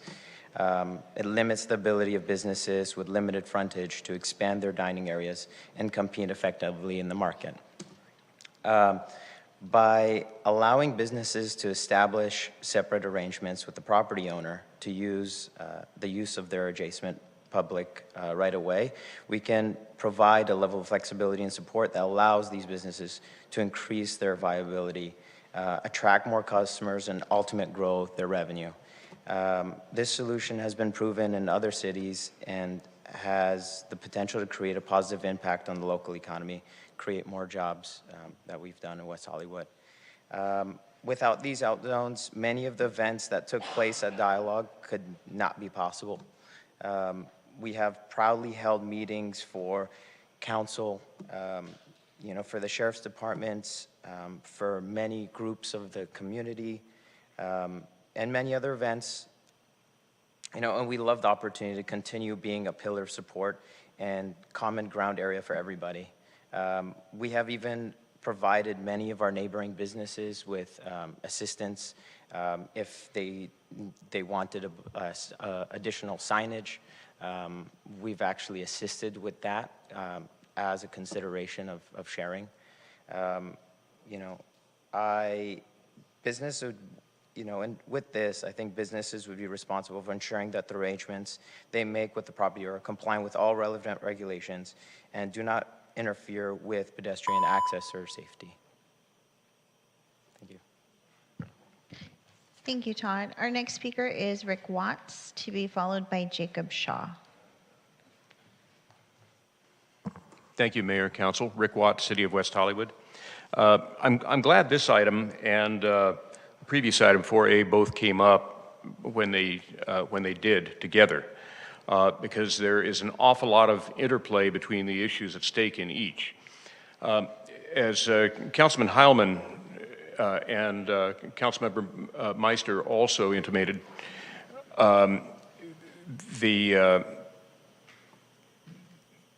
there are additional issues that have to be factored in, not least of which is parking, not least of which is the safety of bike/scooter lanes and how the safety issues that affect scooters and bikes and their ability to safely use those lanes, unfortunately, cause a lot of those folks to end up using the pedestrian walkways on the sidewalks.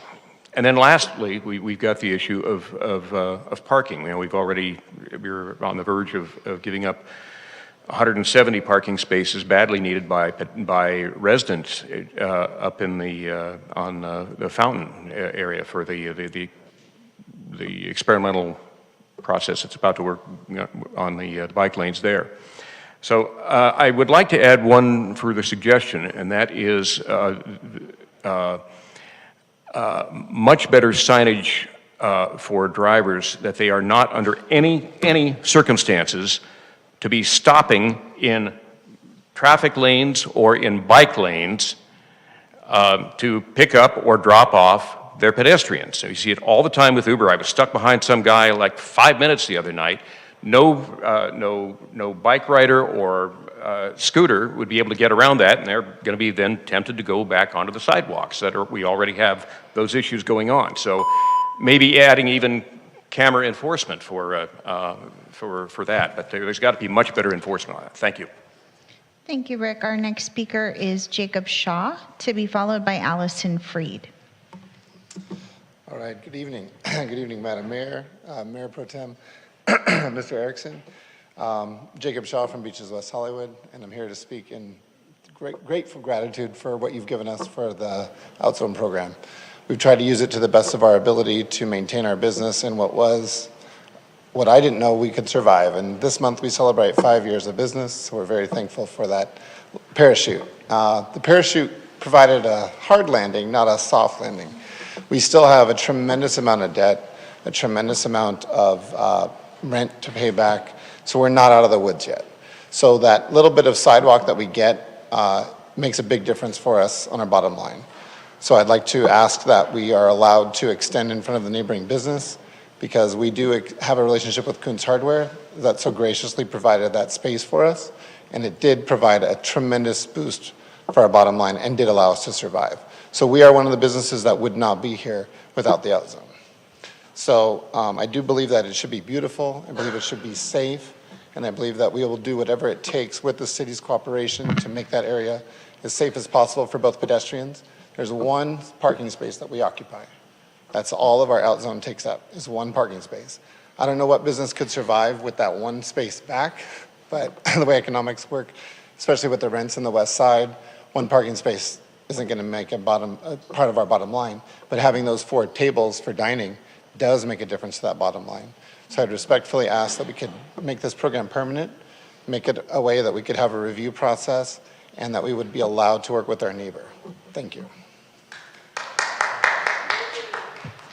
Our next speaker is Allison Freed, to be followed by Isaac Solomon. Good evening, Mayor Shine, Mayor Pro Temp Erickson, and City Council members. My name is Allison Freed, and I am a proud resident of West Hollywood, and I have been for over 11 years. I truly love the city. I'm also the founder of Cherry Bomb WeHo, a much-needed home base and safe space for our lesbian community, our trans community, and our non-binary community. And we are working towards having more safe spaces and more spaces for us to gather. I am speaking this evening in support of the agenda item 5A to provide a permanent outdoor solution and protect our ability to use outdoor spaces made possible by OutZone during COVID. Beaches WeHo has been a great partner and a safe space for Cherry Bomb WeHo, and the outdoor space, inclusive of the Kuhn's Hardware location and part of the sidewalk, has been imperative in the success and the safety of our very own events. We really look forward to working with the city to make sure everything that we're doing is safe, is beautiful, but I truly also love being outdoor. For our sober community and even those of us that enjoy a drink, it's a different vibe when you're outside and you have the sun shining and it's just a whole different vibe. And I am a big fighter for that. I would love to open Cherry Bomb WeHo and have outdoor space. And Beaches has been such an amazing partner, and that is essentially where we've been having our incredible events. So thank you very much for your time. Our final speaker in chambers is Isaac Solomon. Good evening. Thank you, Mayor. Mr. Hallman, Your Honor. I wanted to emphasize on the speech Mr. Kehoe made regarding the temporary permits during the COVID-19, assisting poor restaurant owners. I'm sure most probably you made your decision based on just 6 to 8 master bar owners on a specific part of Santa Monica Boulevard. Their decision-making had effect on you. Another thing is I'm dealing about a small restaurant in a residential neighborhood at the corner of Holloway and Sunset on the hill right on the corner. The whole street neighborhood has issues with this little restaurant.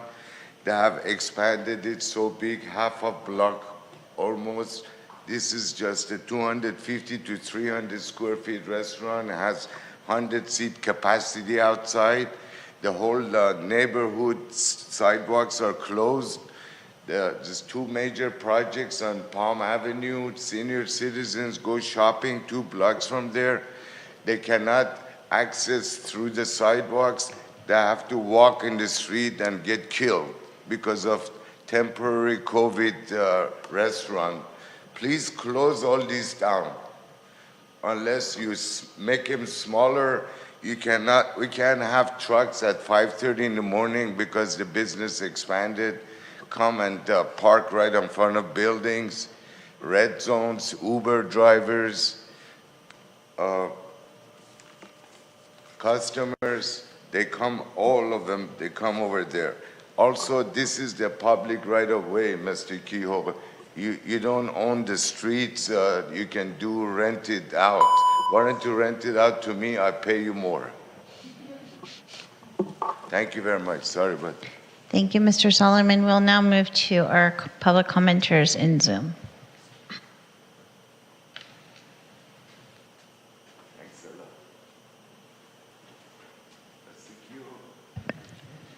Mayor, our first speaker this evening on this item in Zoom is Genevieve Morrill, to be followed by Walter Shield. Genevieve, you'll have 2 minutes. Please press *6 to unmute yourself.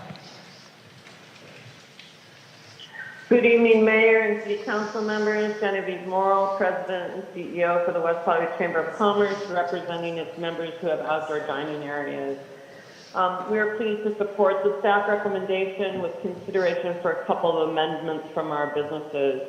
And we want to thank the council for moving this item forward. We are so grateful for giving the businesses much needed relief through this program, as well as the enormous expense the city has shouldered with the temporary outzone barricade rentals and much more, which has become not so temporary as we thought when the pandemic first came upon us. And I also want to thank David Wilson, Rick, and Jackie and the staff, led by Director John Kehoe, to find the best and safest scenarios for making these areas permanent. I want to remind the public that what you see now is not what will be there.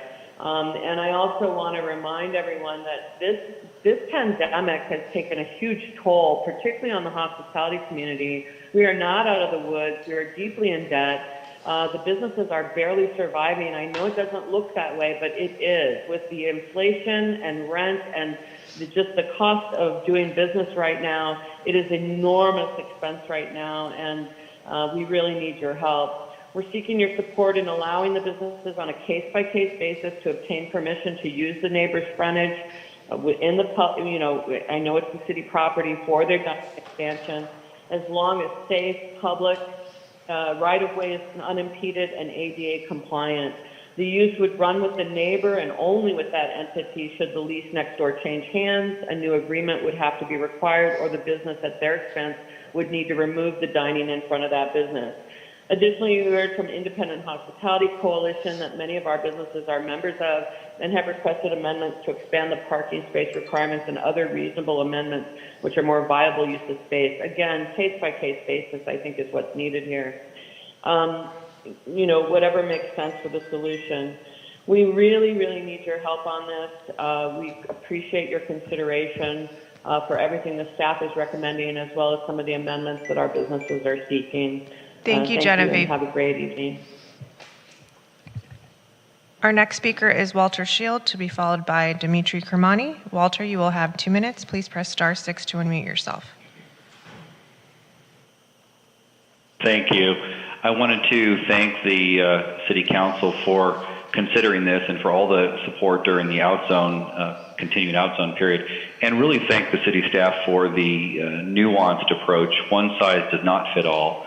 I'm a West Hollywood restaurant owner, I guess mid-city, in a commercial district on Melrose, on the east side of Melrose. And we're asking for a few amendments. Number one, we have really narrow sidewalks. I think they're about 6 feet.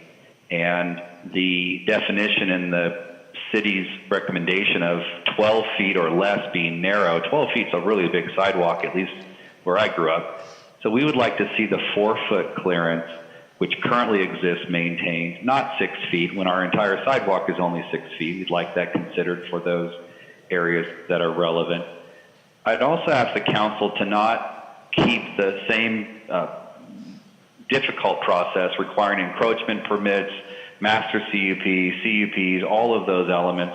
We'd like to see a streamlined option to apply for a permit for outdoor dining with the alcohol controlled by the state, like other cities are doing, including San Francisco and others, to help that process be less burdensome.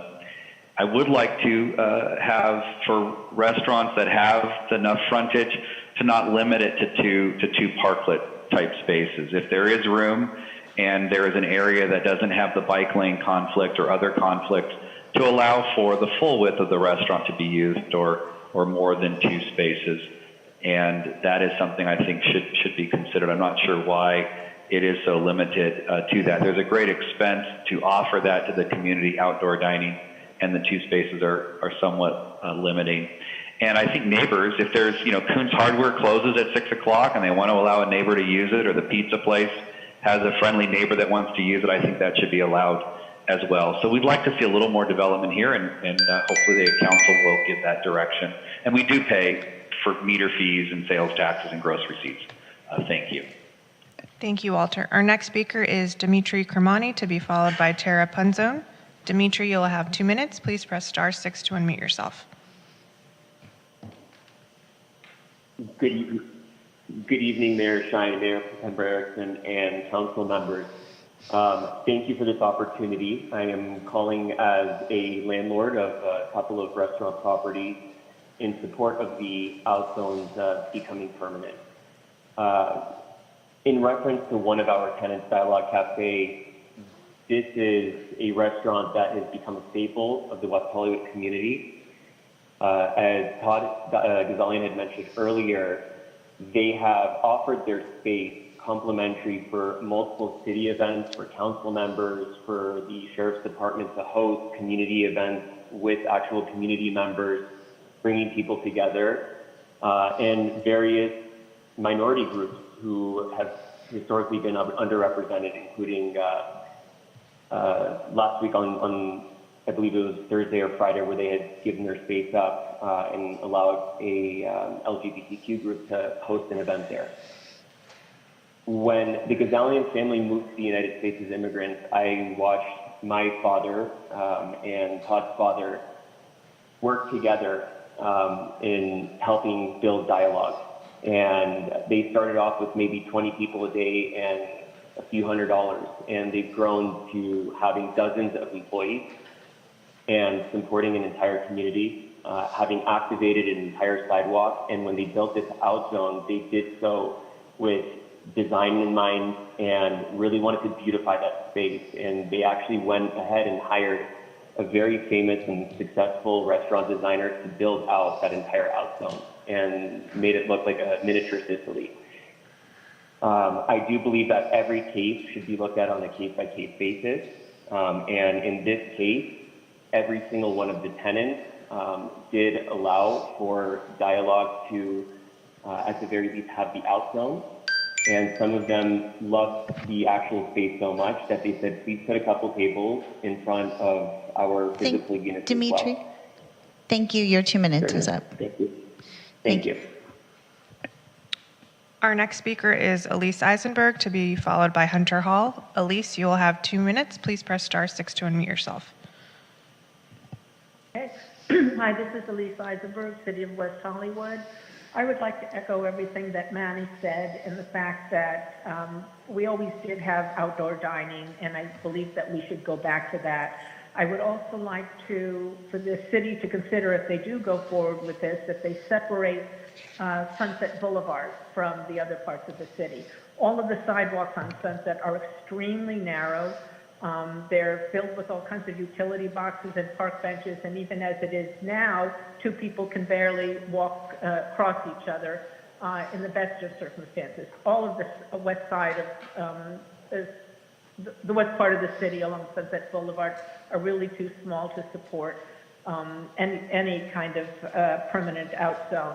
I would also like to comment in a second. I realize that the Dialogue Cafe has done very well, but I would like to echo what Mr. Solomon said. It has really gone too far. Dialogue is a lovely place. There's no question about it. And it's wonderful that they give public space to city groups, but so do many other restaurants. I don't think that should be a reason to allow them to add another 100 spaces outside. If all of these restaurants want all of this big outdoor dining, perhaps they should lease larger spaces that already have it. I also, again, want to express my displeasure in the fact that the city has already started selling off public parking spaces and sidewalk spaces, as they did with Justin Cahill's when it was first being developed. This did not go through the public process. We lost a couple of very needed parking spaces. There is no municipal parking available on the entire west end of the Sunset Strip, which has many clubs and small restaurants and small shops, all of which could be supported and desperately need every public space that is out there. So for the city to have sold the sidewalk and the parking spaces to a new restaurant without any public process at all, it's selling public space. I have to think that's unethical. Thank you, Elise. Your time is up. Okay, Thank you. Thank you. Please separate Sunset. Thank you. And our final speaker on Zoom this evening is Hunter Hall. Hunter, you will have 2 minutes. Please press *6 to unmute yourself. Good evening, Council. My name is Hunter Hall. I'm the Executive Director of Main Street Santa Monica and a founding member of the Independent Hospitality Coalition. I was instrumental in Santa Monica's original public parklet program in 2017, then with the rapid adoption of Santa Monica's outdoor dining early in 2020 when COVID hit. I've also helped the city for the past 3 years navigate the complexities of outdoor dining and craft the regulations now in use for the permanent outdoor program that is being rolled out as we speak. One thing I'd urge you to keep in mind tonight is that diverse independent restaurants, like the ones that the citizens of West Hollywood love, simply do not have the bankroll for expensive consultants, build-outs, or fees. The data is clear. Tourists and citizens love outdoor dining, and the city has a responsibility to cultivate an environment that makes it affordable, easy, and fast for outdoor dining to thrive. Fears over lost parking have proven to be unfounded, and it's clear that retailers win big with outdoor dining too.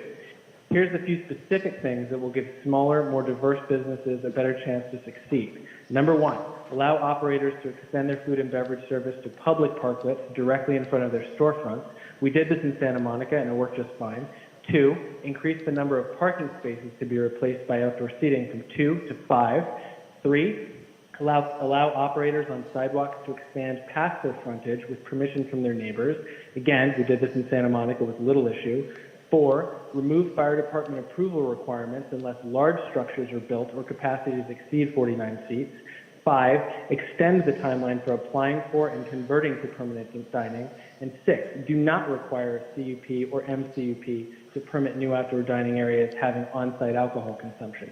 I would also like to echo previous speakers that say it's not fair or it doesn't really make sense to limit narrow sidewalks. A 4-foot clearance is fine.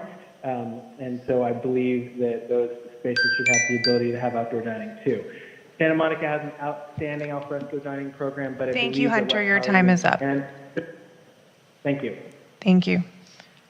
Mayor, that was our final speaker in Zoom. Mayor, we have one additional speaker in chambers. Mikey Friedman.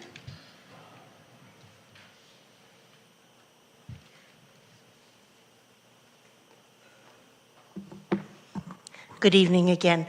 I'm going to be very brief. I wasn't planning on speaking, but Councilmember Meister is probably the only person in this room that knew me before I lost my arm. And she knew I was in the restaurant business for 25 years.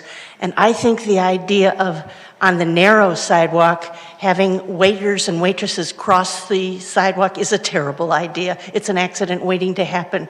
I could just see somebody suing you for getting spaghetti sauce all over their clothes. It's a terrible idea. Also, I want to echo Mr. Solomon's complaint about dialogue and also Ms. Eisenberg's. That place is a mess. It's not only dangerous for people walking, it's dangerous for cars that are coming off of Sunset. Either way, going up Holloway or going down to Holloway from Sunset, they have really overdone it. The other thing is there's a bulb out on Sunset at Justin Quesos, which is a wonderful restaurant, but it could be very dangerous for people who have vision problems. And that should be taken into account, because I know one person in particular, David Nash, who would have a terrible time not navigating that. Sunset is narrow by where I live, and I really don't think that that it should have out zones. Medium, fine. Wide, fine. But narrow could be really dangerous for not only people with disabilities, but people who are able-bodied. And if there are mobility devices going by, yikes. Thank you very much. Thank you, Mayor. That was our final speaker on this item. Thank you. Do any of my colleagues have comments? Should we start with Councilmember Heilman? Thank you, Mayor, and thank you to everyone who came to speak and everyone who spoke on Zoom. I really appreciate all the work that you've put into this. I do have some comments and some concerns. There's a lot of talk about how this is making the out zones permanent, but as I read the staff report and I listened to you tonight, it sounds like we are not making the current out zones permanent. it sounds like what we're really doing is amending our existing outdoor dining policies to accommodate some additional outdoor dining spaces that our previous policy wouldn't allow. So I'm supportive of that, but I also appreciate that for the most part you have focused primarily on the safety of pedestrians, the safety of the diners, and access for pedestrians. And so I think many of the rules here make a lot of sense. And as a number of speakers said, it can't be a one-size-fits-all policy because each location is different. My reaction to allowing parking spaces for outdoor dining is a negative one. I know that we have allowed it for some, but I don't really like the idea of expanding that because I feel that that's dangerous. I don't like the idea, even with the barriers, I still think it is potentially dangerous for the people who are out there dining. And it's not really that enjoyable if you have cars going by you. On the other hand, I do sympathize with the people who said, you know, if our neighboring business allows us to use the space outside of their business and we have that agreement, what's the problem from the city's standpoint? And in fact, I think it would actually allow for a configuration that is closer to the actual business rather than utilizing the tree area or trying to utilize a parking space. So I would actually be supportive of a policy that allows outdoor dining, even though it isn't necessarily adjacent to the property, as long as the adjacent property is in agreement. Or it doesn't have to be in front of the actual restaurant, as long as they have an agreement from the neighbor. There were a number of comments about a specific business dialogue, and I live there and I use Holloway all the time, and it is great and it's wonderful. But I also have concerns about waiters crossing, the fact that they have space against the curb as well as against the building.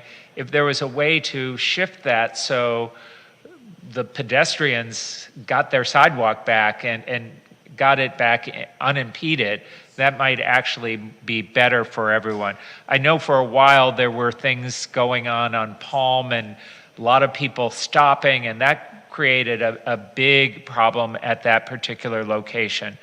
I guess my gut feeling is that much of what you've done is really good and I support it. I don't think we necessarily should keep everything that is currently there. It's not necessarily attractive. We need to address the safety concerns and the pedestrian access concerns, and I think these rules do that. They actually sort of prioritize people moving that outdoor space into a place where it's safer and freeing up the sidewalk. So overall, kudos, but there's some things I would like to tweak. Thank you. Councilmember Meister? Thank you, Mayor.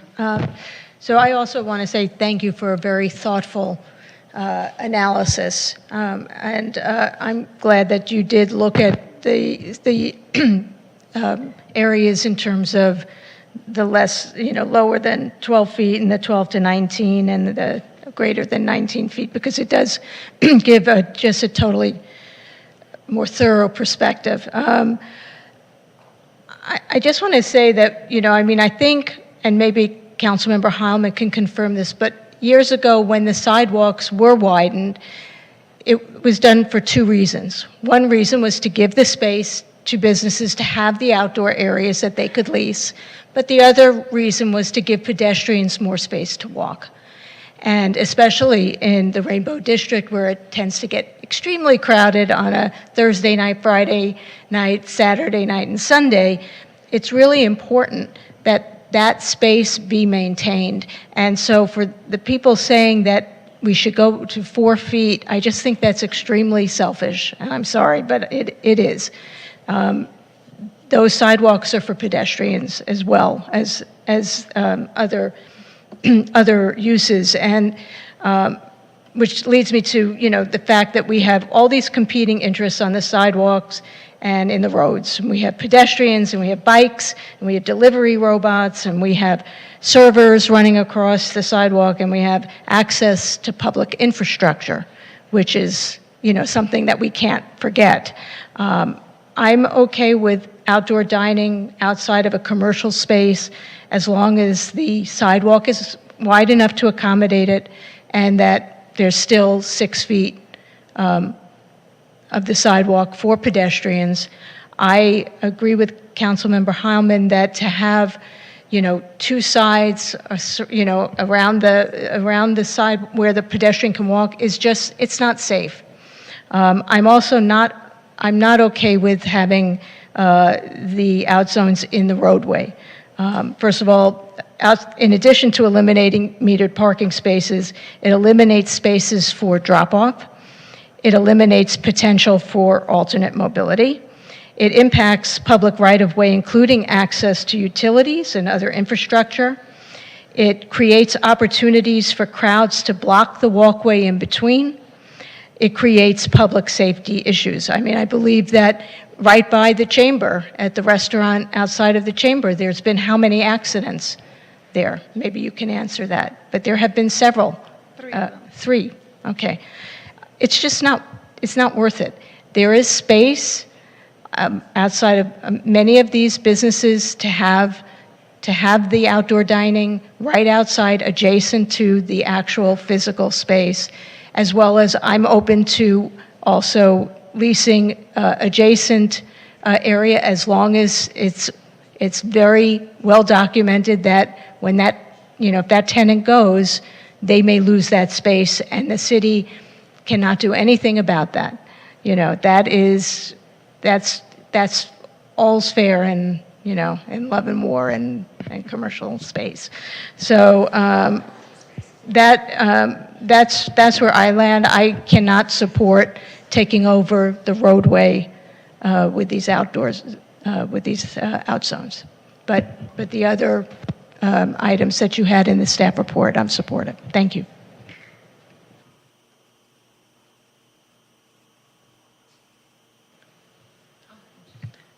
Councilmember Byers. I am hearing a lot of different things from my colleagues that are making me think about this in a lot of different ways. I completely understand. I just want to say from the outset the idea that our city would not want to intermingle between private property agreements between neighbors, and it feels like the sort of missing spatial opportunity here. So I'm just sort of indicating my opening of my mind around this idea here, and especially as it would allow for some other businesses to maybe have new opportunities. I certainly think the case-by-case approach makes a lot of sense. I'm not as concerned, or I'm not as willing to just chop off the idea that we don't want to use parking spots. I think that extension of space, when the businesses are willing to make the investments to make it as safe as our engineers have just decided is necessary, that makes a lot of sense to me. It's huge investments that these businesses will have to make. I know our city has fronted the investment in the K-rail, so just to think about what a business would need to make those investments to make that space safe, I imagine it's a few limited far in between opportunities, and just the amount of businesses that are open to those opportunities based on the different spatial allotments. It makes sense that it's a very small amount of, so I don't want to take the parking space off that. I don't know where the rest of my colleagues lie on that, but I don't want to necessarily take the parking spaces away from businesses for expansion. Yeah, and this idea around the business agreement, neighboring partnership, I'd be interested to know from staff what would make us feel certain that that is an agreement we could stand by and honor as far as expansion, or if it's something we just keep our hands out of in general, but I'm open to that. That's all I have. Mayor Pro Tem. Thank you so much. Again, thank you, staff. Jackie, I've talked to you many times about many out zones, and I appreciate all of the work you've gone into. And I know when I believe the previous council, 4 of us voted to approve and make these permanent for our business community. We did it with this intention. So I'm really glad to see kind of this final product coming before us. I also agree with what Councilmember Heilman said and how he eloquently phrased the not getting rid of, but actually amending our code, because that is what we are doing in so many ways. I first want to just talk about, I think, the lifeblood of our community, and that is our businesses over in these areas. They have created community, they have created space, but they've also been an access point for people to survive and thrive. For many times before, I know Cherry Bomb wasn't at beaches, Cherry Bomb met beaches, and then look at what's going on. That's one beautiful example. You think of things that happen around High Tops, around Stash, even maybe with what we tried to do on Robertson every now and then to make pedestrian access more walkable and more feasible for everyone. I think that this is where the way in which West Hollywood can get it right. I'm reminded of a statement that now appellate court judge Richard Bloom said to me, if West Hollywood did one thing right during the pandemic, and we did it a lot, it was they essentially created an outdoor dining experience that was unique to so many things with how it was utilized by our businesses. And I think we should actually own that. And I think we have.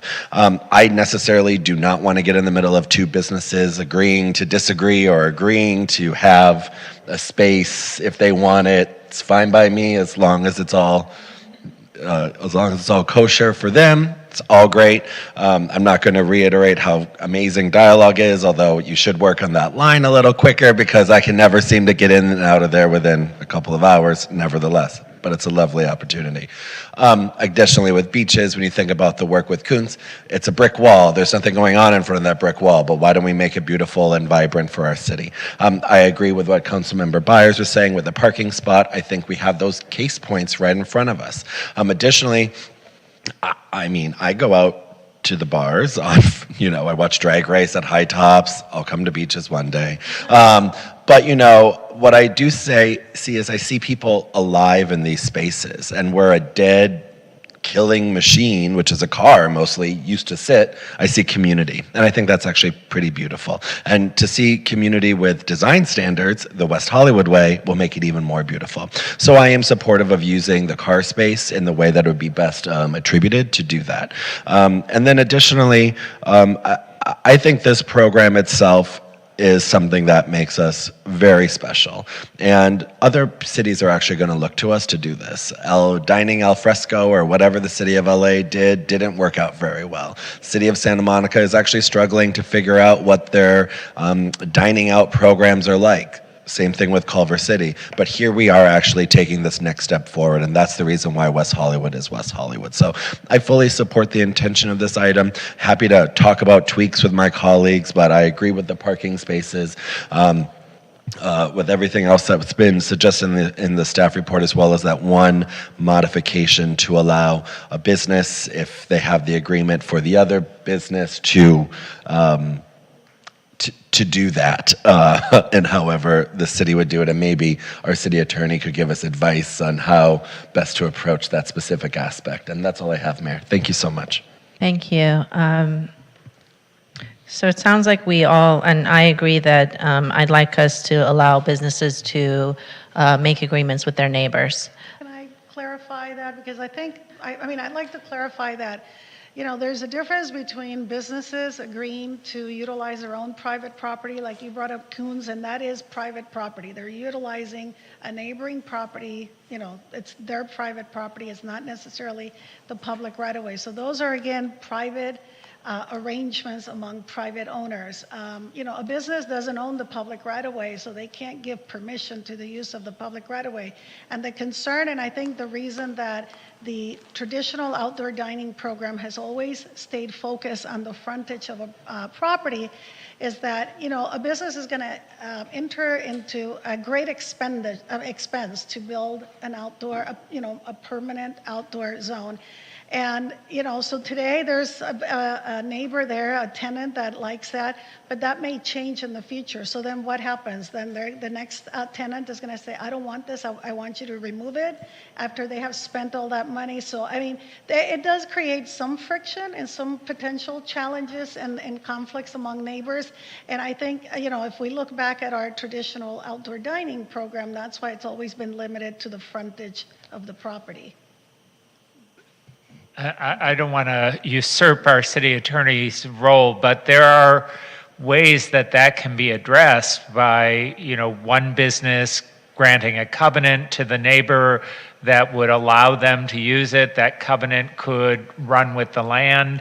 The landlord could be involved in ensuring that any new tenant understands that the existing tenant has the right to use the frontage.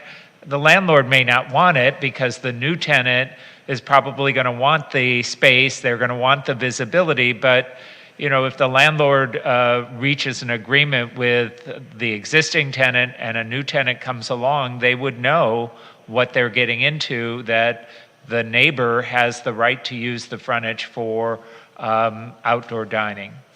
I think there's a way to overcome your concerns, Jackie.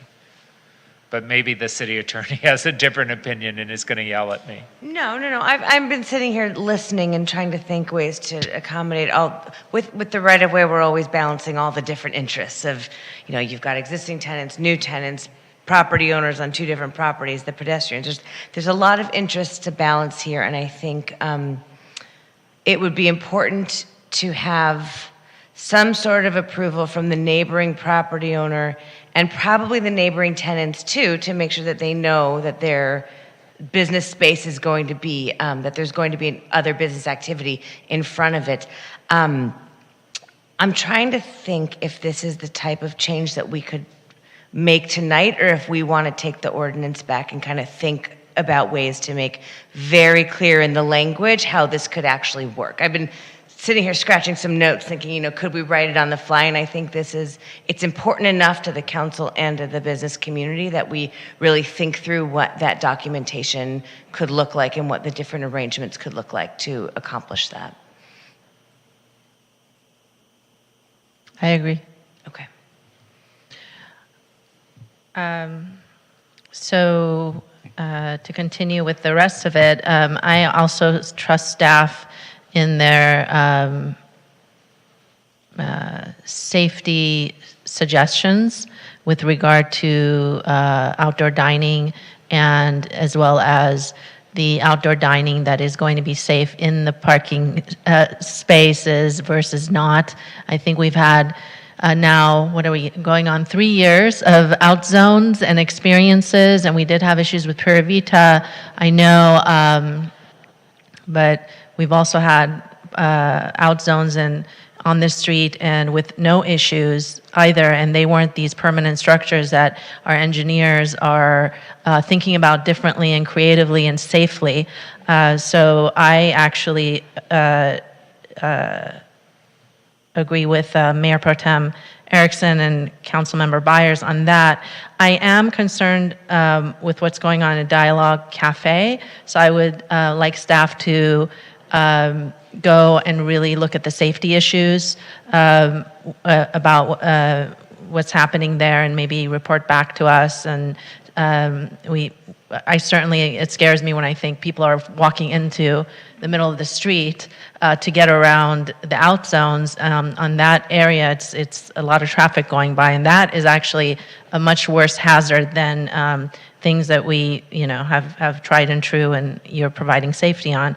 The other thing that I'm interested in actually is we do need to streamline our processes. I've heard this time and time again in so many ways, and that is a priority of mine as mayor for us to look at the ways in which we are slowing down the approval process for businesses. So I would like to have you look at how we can streamline this whole process and make it easier for our businesses. Our businesses have suffered a lot, thank goodness. West Hollywood is back and vibrant, and we have tourists coming, and we're going to have an incredible Pride this summer, and lots of tourists. But they are still recovering. And so we need to do everything we can to ensure that we're uplifting and supporting our businesses. And so that's where I am with regard to this item. Now, can we make a motion tonight, or are you going to go and change it and come back? I think you could give us direction of what changes to make in the ordinance and come back. I wasn't clear if there was consensus on the parking spaces or whether to leave the parking spaces in or out. So It looks some like it's a direction. 3-2 consensus. Oh, yes, yes. Yeah. One of my comments is a follow-up on, I think it was the hospitality person who called and said something about waiving fire department, review. First of all, I spent an hour with the assistant chief fire guy on Herat because of parking spaces that have been removed there because of when the addition was approved. And he basically said there needs to be 26 feet for them to turn around with their big, ladders. And so as you're looking at this, you're telling, we're looking at not only Santa Monica Boulevard, but also other possible side streets, right off of Santa Monica, where the streets are extremely narrow. And to think that you can say, well, there's a car there, but you can get somebody to move the car. You can't move an outdoor zone if there's a fire, and fire has to get in there to to put out the fires. So I'm putting that out there as again another public safety issue.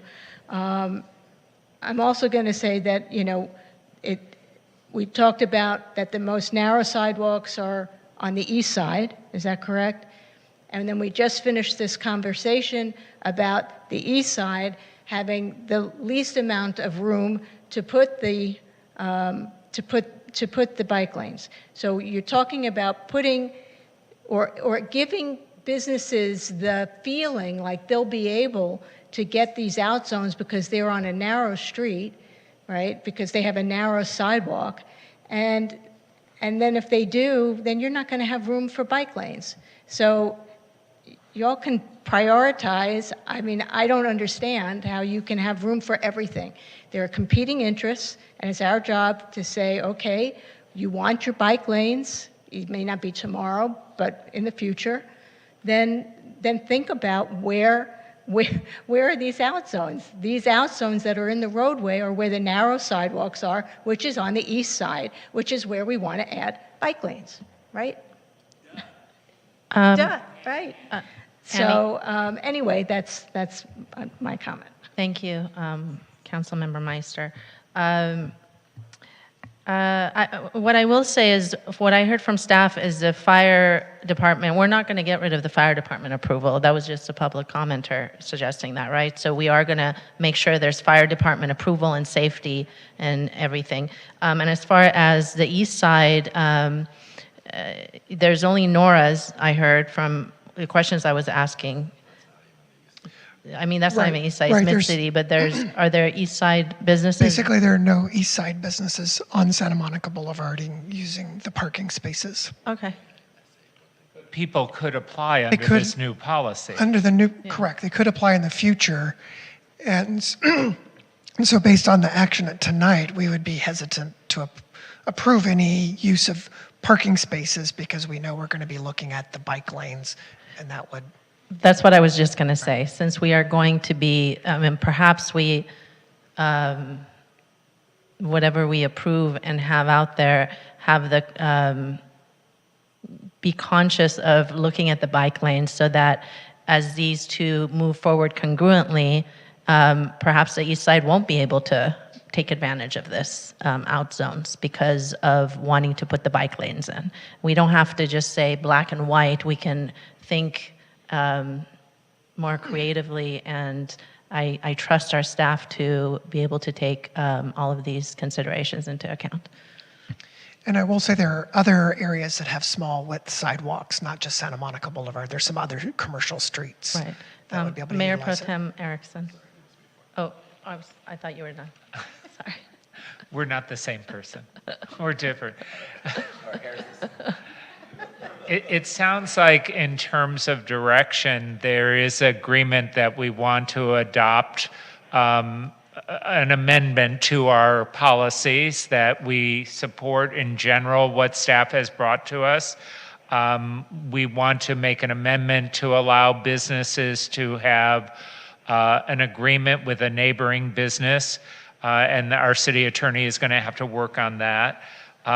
There's at least agreement among 3 council members to allow this program to continue with the use of parking spaces, but as staff recommended, only in those areas where there are narrow sidewalks.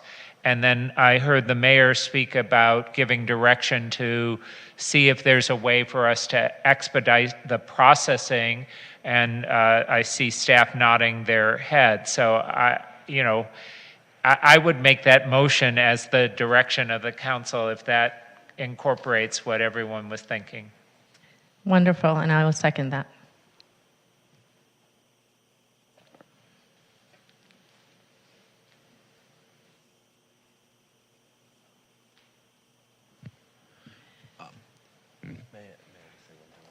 Mayor, the motion passes 4-1, noting the no vote of Councilmember Meister. Thank you. Yeah. Well, thank you very much to everyone who came and spoke. So now we are at the last public comment section for the night. This time is set aside for the public to address the council on any item of interest within the subject matter jurisdiction of the council that could not be heard under item 1 at the beginning of the meeting. Madam City Clerk, do we have any additional public comment tonight? We have 3 individuals signed up to speak in chambers. Okay. Our first speaker is Annie Jump Vicente, to be followed by Kevin Burton.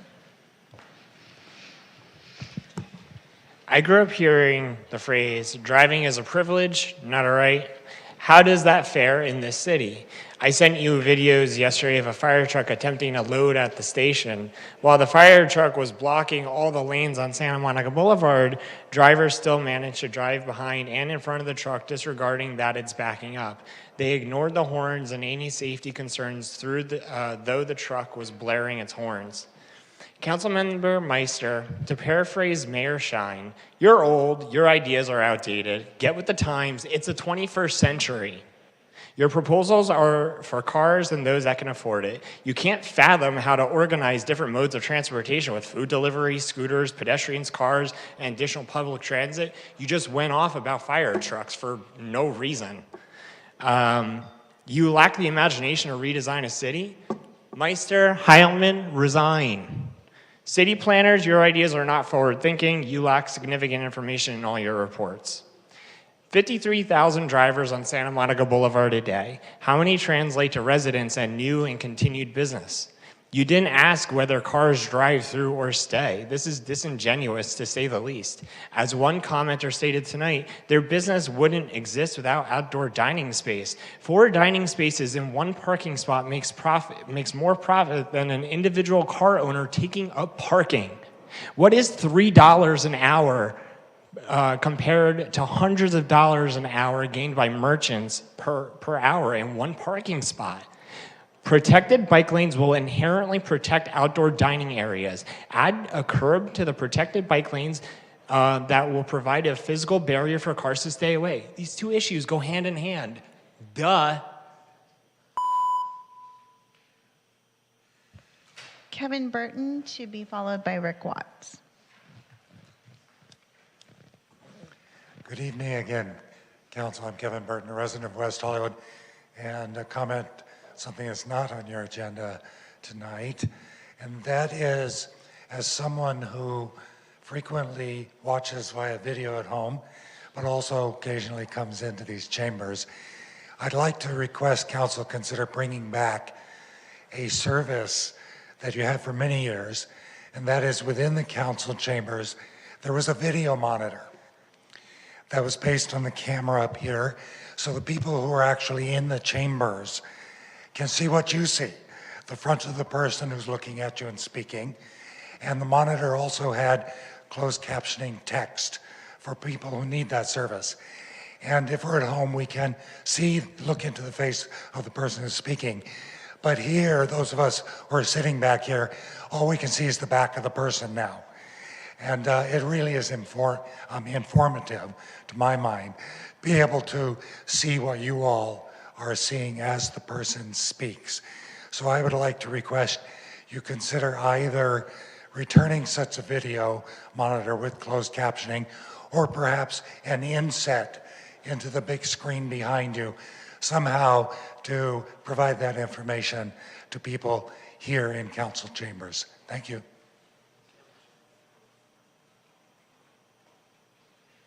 Thank you, Kevin.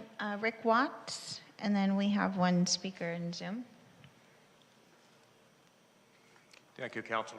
Rick Watts, City of West Hollywood. I want to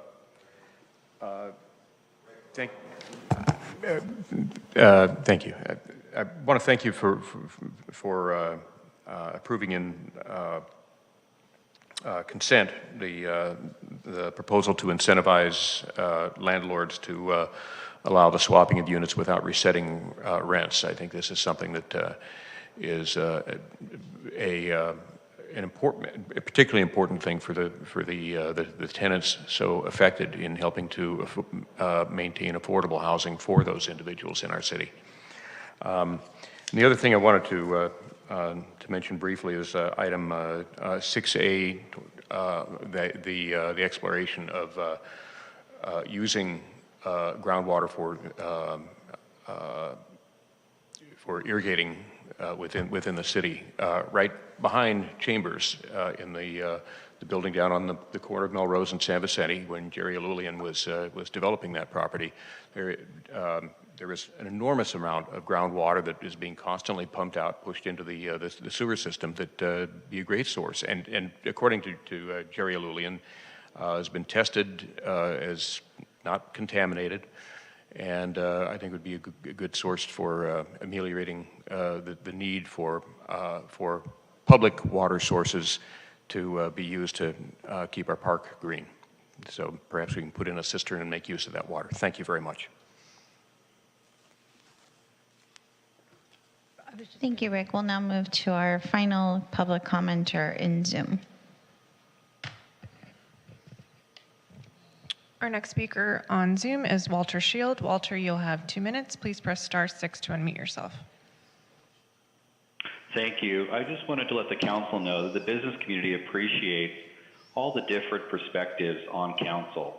And I think we end up with a lot of better legislation and ordinances by the thoughtfulness and the perspectives of all views. We may not always get what we want or what we think is desirable, but if we don't have a community that works for our residents, works for our visitors, considers traffic, safety for bicyclists, safety for pedestrians, then everyone ends up losing. So I wanted to thank the council for that and for the nuances of each of the opinions expressed. I also think it was really insightful to have city staff go back and look at some of these other elements on not just the outdoor dining matter, but other matters that come up. And I do appreciate, even when we don't get what we think is best, that there is a lot of respect when council has thoughtful deliberation and gets input from staff, as well as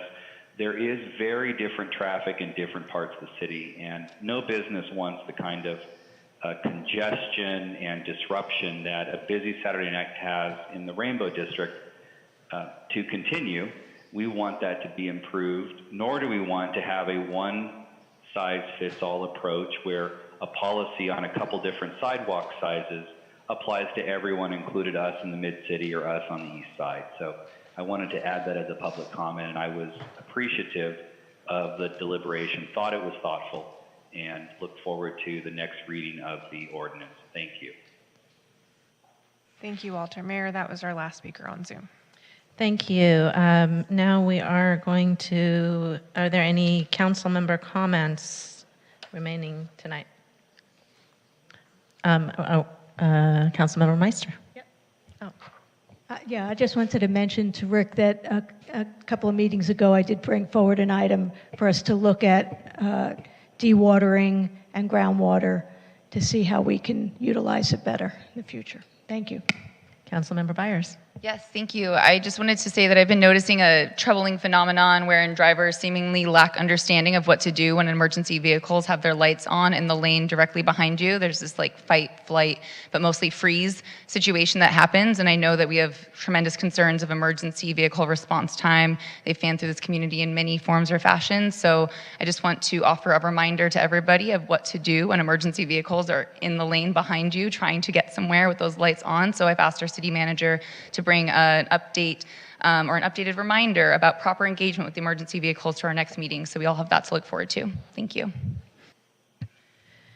Thank you. If there are no more council member comments, this meeting is now adjourned. It is 9:46. The next regular meeting of the City Council is Tuesday, February 21st, 2023 at 6 p.m. at West Hollywood Park Public Meeting Room, Council Chambers. Have a good night and happy Valentine's Day.